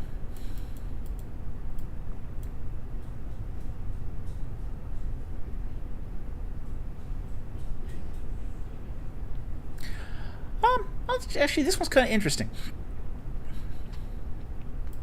Okay. From Sam Rosenstock. He says, in the Old Testament period, did God punish people based upon their breaking of the law? If someone served God right but broke the Sabbath in ancient Israel, why were they punished? Okay. Everyone broke the law. You couldn't keep the law. The law is ultimately unkeepable. Okay. However, you were supposed to make atonement. You were supposed to bring your sacrifices, your sin offerings to the temple. You were supposed to be purified by the priests. There was remediation. Now, in ancient Israel culture, there was, three kinds of law. Three kinds of sin: iniquity, trespass, and rebellion. Okay. Iniquity is slow drift, where you sort of drift away from doing something. Let's say you don't go to church one week, and then it turns into 2 weeks, and 3 weeks, and 4 weeks, and so on, and so on, and so on. That's drift, where you slowly drift away from the rightness. There's trespass, where you do something wrong by mistake. Let's say you were, getting ready for a temple. You go out into the barn, and you accidentally touch the body of a dead animal, not realizing it's dead. You go, put on your best Sabbath day clothes, go to temple. Now you're ritually contaminated with being unclean. You've come into the temple grounds. You've created trespass. You weren't intending to sin here and to bring ritual impurity into the temple, but you did anyway. Okay? In the case of both iniquity and trespass, those could be resolved any time of the year. Okay? They were sort of the lesser tier of offenses. And God didn't typically punish those because most Israelites were used to doing this on a very, very, regular basis, being richly purified and all that. The third category of sin, which is hatah, or trespass. Not trespass, sorry, rebellion. Rebellion. This is the worst of the worst. These are sins that were in direct violation. You went out of your way to do these. Like murder, cheating a brother, lying, knowingly lying. Those are the big sins. Those were not forgivable throughout the year. Those could only be forgiven during Yom Kippur. So you carried your weight of that sin for the entire year. Now, getting back to your question here. Typically, God didn't actually punish people directly for just breaking the law. But he did often punish, or leave the people to be punished, if you could put it that way, for abandoning the law. This is basically iniquity run amok, where you've drifted so far away that you're really not in the orbit of God's people anymore. And at that point, he might let you do it to let God, let the world, drive you back. The prodigal son. If you set aside, the prodigal son was a kind to this. Although the prodigal son, if we take that parable in its proper context, is actually talking about Gentiles. Gentiles and Jews. So that's what the prodigal son is actually about. But you can get the same sort of hint from the prodigal son. It is using that paradigm of sin and iniquity and rebellion, but applying it to the Gentiles, and then the repentance that can and restoration. Now, the Sabbath is a particularly different case in the case of Israel. The Sabbath was actively punished for a couple of reasons. One of those reasons is because it is actually the sign of the everlasting covenant. The Sinai covenant, one of the things that we read in the Sinai covenant is that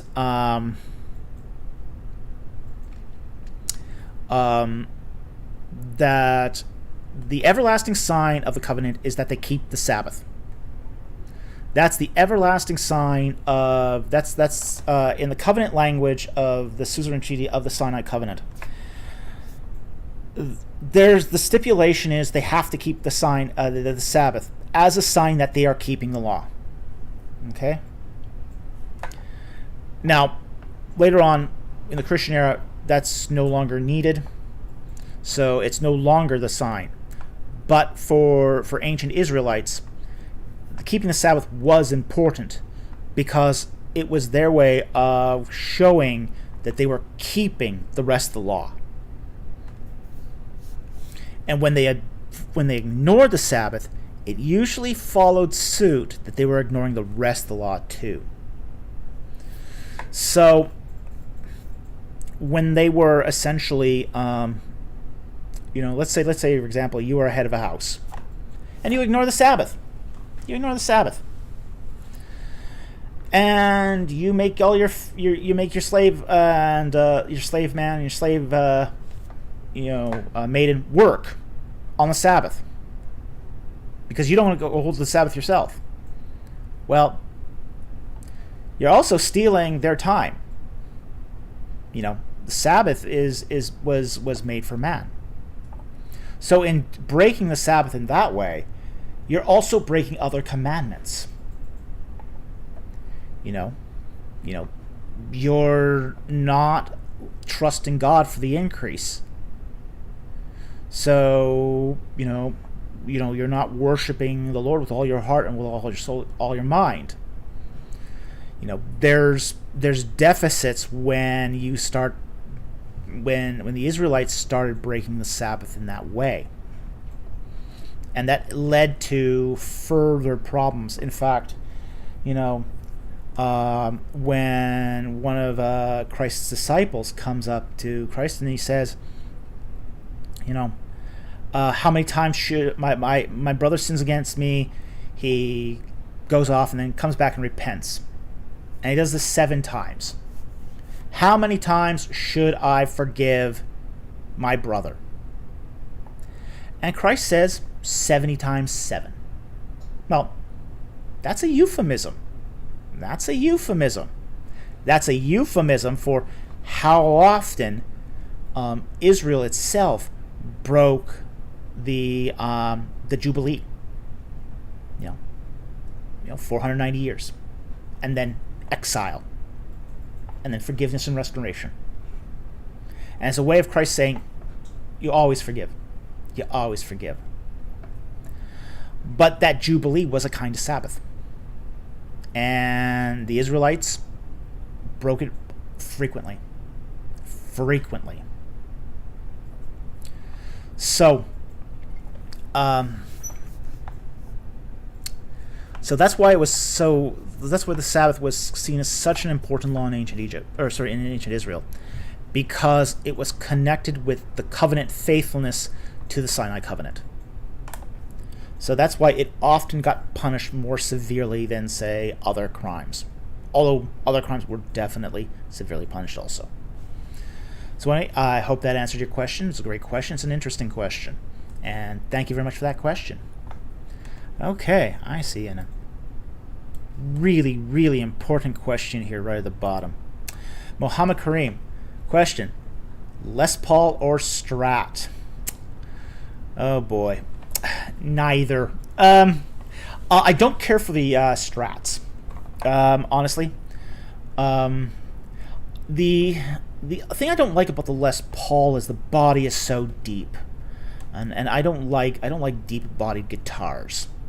I don't feel comfortable with a deep-bodied guitar. I like the body of a Strat. I do like the body of a Strat, but I prefer the double pickups on the Les Paul. That's kind of why I have an SG. I have an SG because it sort of is between. It's got kind of the body of a Strat, but the double pickups of a Les Paul.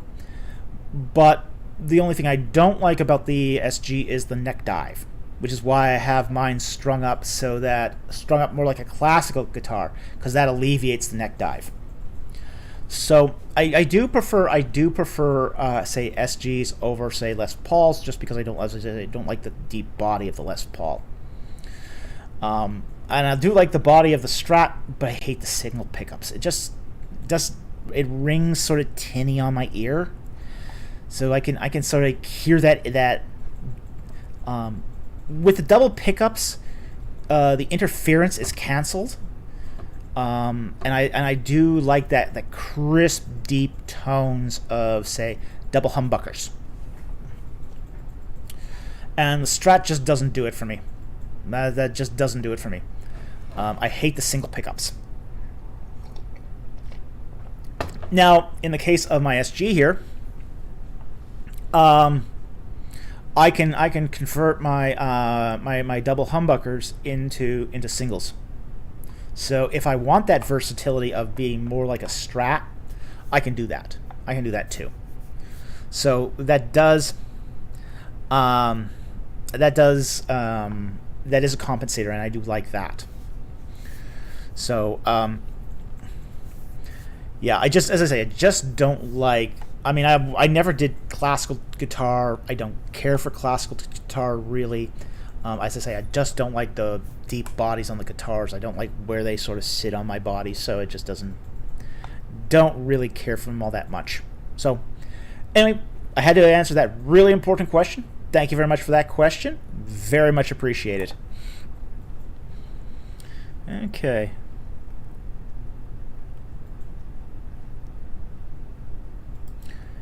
Mr. Rich B.O.B., did you explain the name of the stream? I don't know if you did. Yes, I did. It's the BSD demon. Explained it right at the very beginning.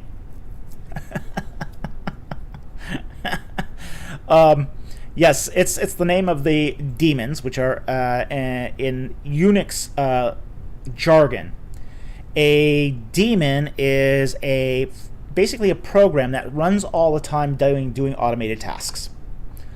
So that's what a demon is in Unix technical jargon. In the BSD world, the demons are anthropomorphized by the drawing of Beastie, which is the little red demon with the pitchfork you'll see on the thumbnail to my latest video on the spirit world. So when I say Beastie under the hood, well, that's because I basically, my home network here is a Unix shop. I've got a lot of Linux here, and some other varieties too. But so that's what I meant by Beastie under the hood. Is we are essentially a Unix shop. Yes, ancient Egypt and the Bible runs on Unix. So anyway, thank you very much for the question. Damon, not demon people. Yes. Well, it's essentially the same thing as far as the words go. Now, in the Unix world, it is spelled demon. Okay, it's not spelled daemon, but it's not demon as in fallen angel. It's not that sort of demon. It's a daemon, and a daemon meaning a agent that does a piece of work or task. So, no, Unix is not demonic, but it has demons or daemons. So, I hope that clears that up. Okay, a couple more super chats, non-super chats, and then we will call it a night, because I'm getting hungry. I've got a roast, a pot roast that's waiting for me here. So,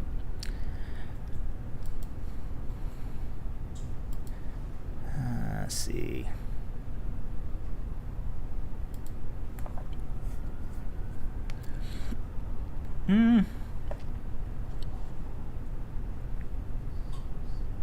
I'll take BC's non-super chat here. It says here, it is appointed for men to die once and then the judgment. Could it be that since Enoch and Elijah did not die yet, maybe they will be the two witnesses in Revelation who are finally killed? Yes, that's really many people have speculated that.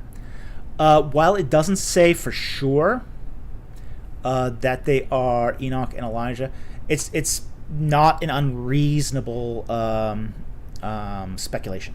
It's not unreasonable at all. But we don't know for sure.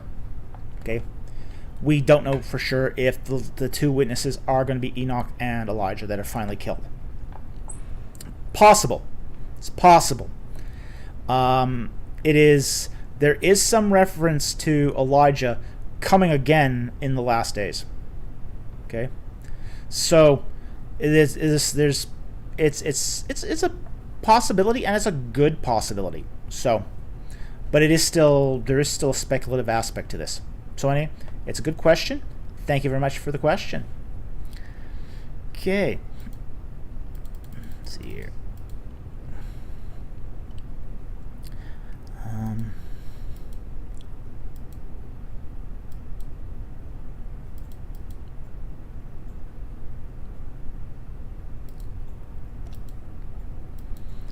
I will take probably one more and then maybe call it a night.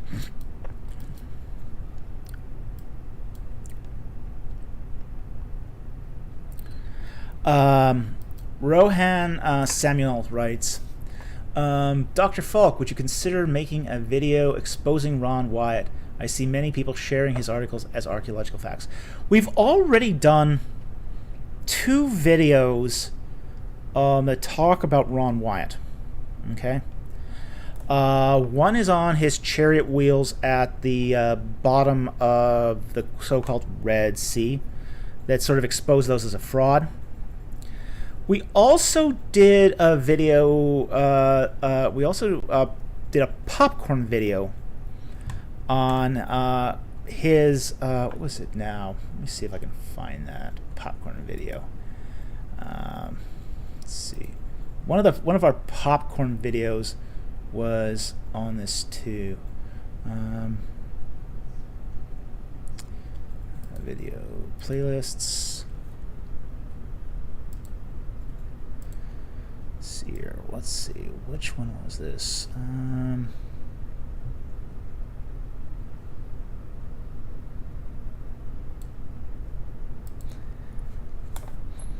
Yeah, we did a reaction video that was called...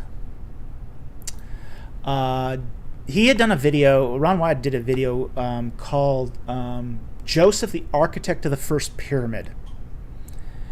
And what we did was we did a popcorn review of that video.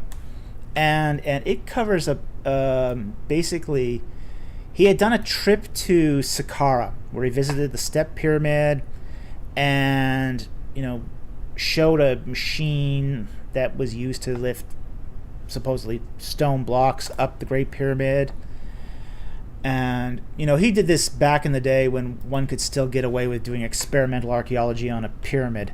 They wouldn't let you do that anymore. No. That would be totally a no-go today. But back then you could show up in Egypt with a roll of $50 bills and pretty much buy your way to do anything back then.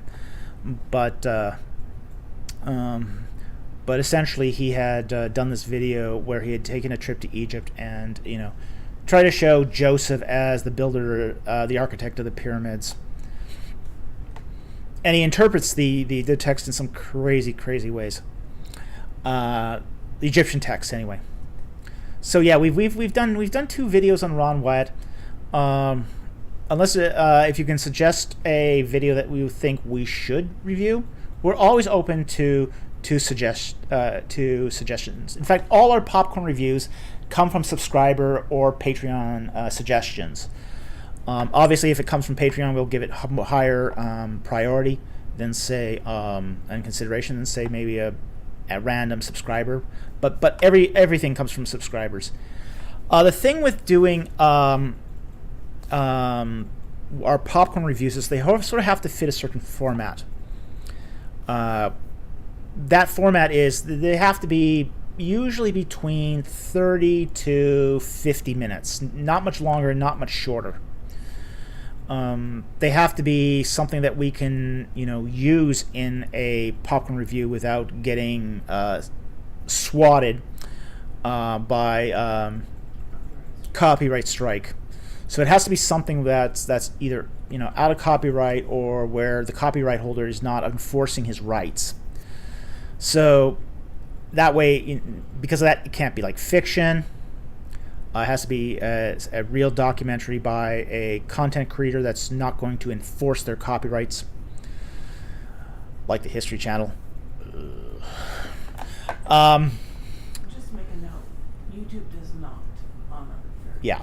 It should be noted that YouTube does not honor fair use. Okay, it will not.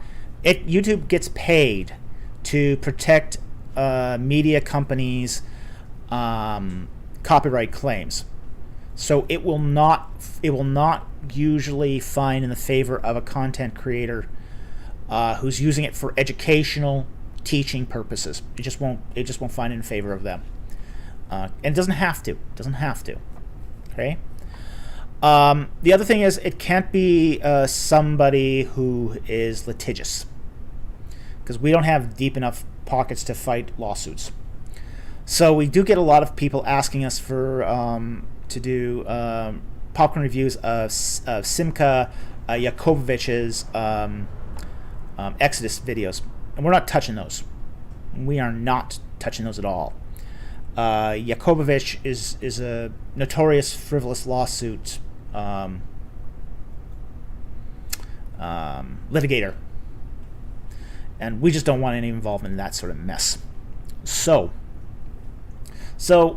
we do sometimes make calls for requests for suggestions, and we'll usually post that in a community tab. But we take suggestions anytime if we find something that's really interesting. Oh, the other thing is, the video also has to have there has to be some educational purpose to this. We're not just doing it for laughs. We're not doing this to tear down other channels and other creators or other ministries. It really has to be something that ends up being educational and important to the community at large. Now, in the case of Ron Wyatt's videos, there are people who are still, as you say, still distributing them. People are still basing their faith on this huckster. Ron Wyatt's a huckster. He might also be, might have psychological difficulties too. I'm not going to say, because I'm not a psychiatrist and not a psychologist, and I'm not qualified to gauge his mental health. But either way, what he's peddling out there is pretty bad info. It's pretty bad info. So what I would suggest is, if you have a suggestion, leave it in the comments section, and we'll look at it. We won't guarantee we'll do it, but if it fits our criteria and it fits our broadcast schedule, absolutely we will consider it. So anyway, thank you very much for that question, and very much appreciate it. Okay. I see a warrior of the Most High, and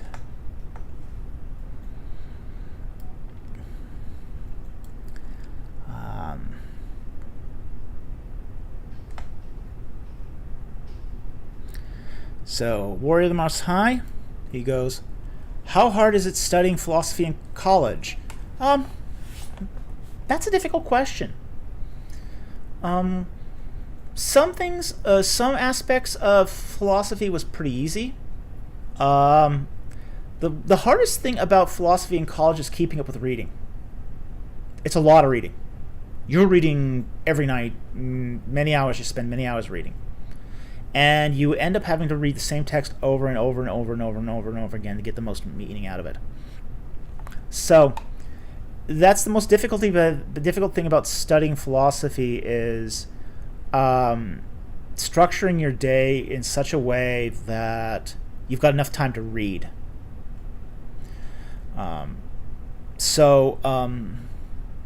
As far as the content of philosophy, it depends on the philosopher.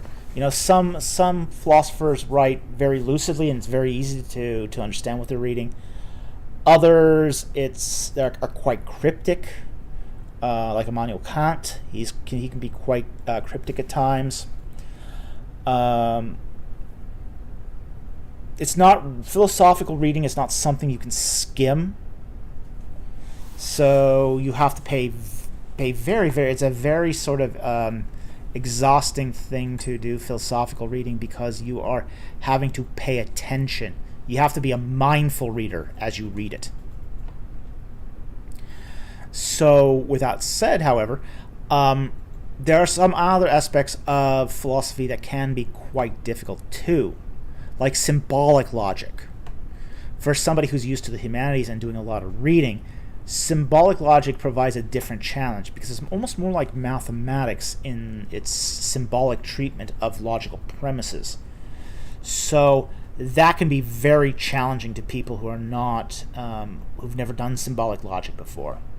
So that's sort of the class that most philosophers dread, is the symbolic logic class. So it'll depend. It'll depend, and it'll also depend too if you've got the mindset for it. If you've got the mindset for it, it can be relatively easy. If you don't have the mindset for it, it can be relatively difficult. So it's really going to depend on where your strengths and your weaknesses are. So anyway, I hope that answered your question. I'm going to do one more scan because, as I say, I am hungry.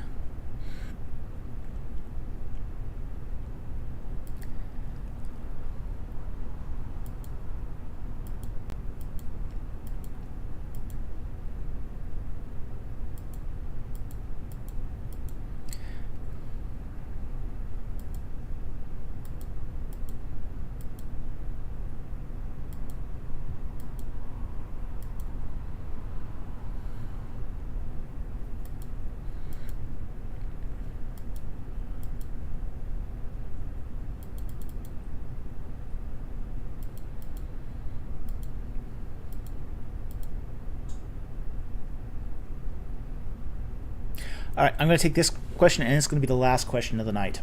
Okay? Muhammad Karam. Did the Egyptians ever see Avaris and Pi-Ramses to be one and the same? No, they didn't. Okay? They never saw them to be one and the same city. And there's actually some really important geographical reasons why they never saw them to be the same. Okay?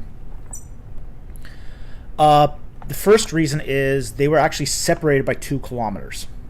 Now, 2 kilometers doesn't seem much to us today.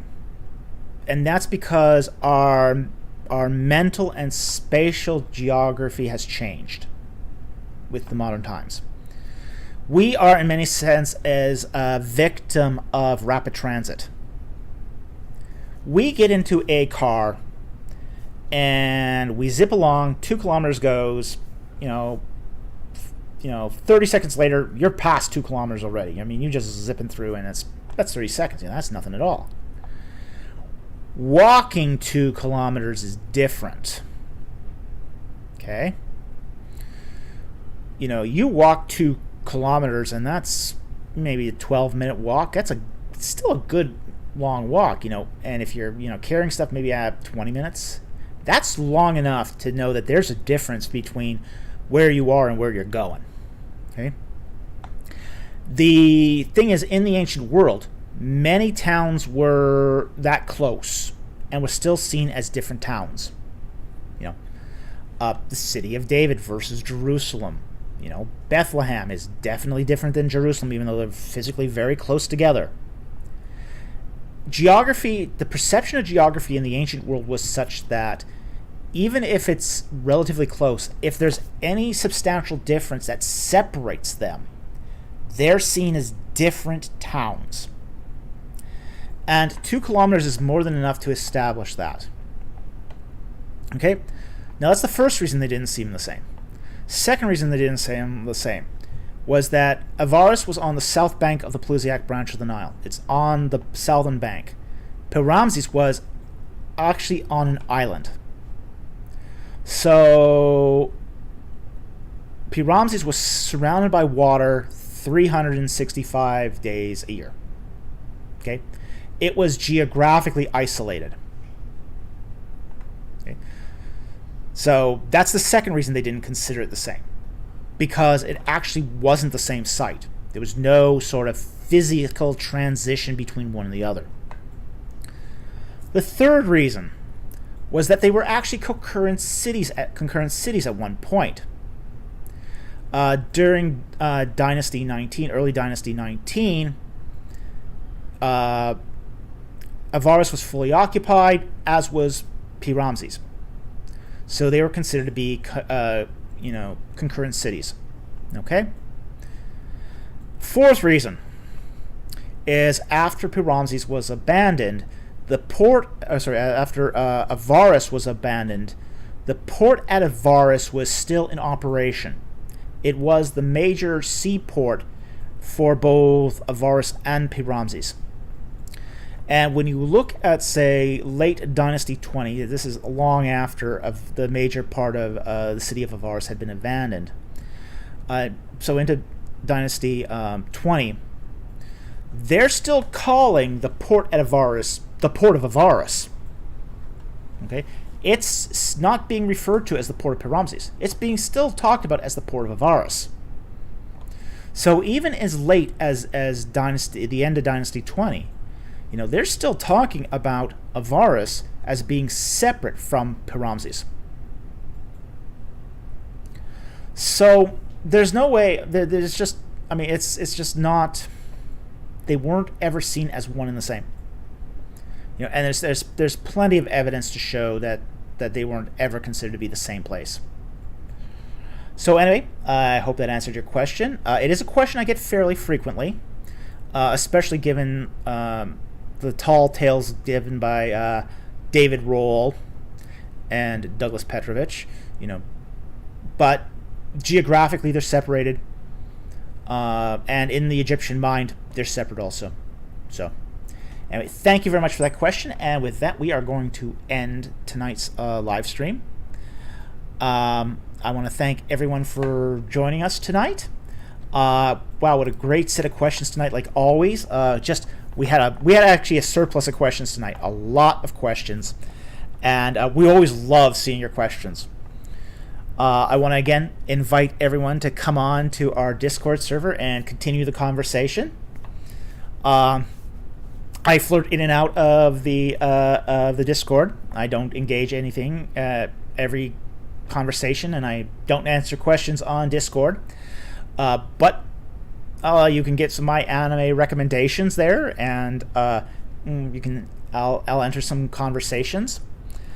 I want to also thank everyone who joined the live chat tonight. And our Fridays, this is the highlight of our week. This is we kind of consider our live streams to be kind of a party, and we love having you guys here. And we love everyone who participates in the live chat. We also want to thank our subscribers who watch our stuff, faithfully. We're really, really lucky that we have as engaged a subscriber base as we do, because they watch our videos, and the more you watch, the more you hit the like button, the more you hit the subscribe button, the more YouTube promotes the videos. So we're really, really grateful to our subscribers. Thank you to the super chats, because you guys keep us financially going, and thank you to the Patreon supporters who help upgrade our equipment from time to time when it breaks, which is more often than I'd care to acknowledge. Yeah, I need to get another USB router too. So my last USB router died last week, so it's okay. Yeah, so thank you, Patreon supporters. You're buying me a new USB router. Hub, actually, it's a hub. So anyway, I want to thank everyone who's participated in this and supports the ministry, and I will see you next time. Have a great night, everyone, and I'll see you next time on Ancient Egypt and the Bible.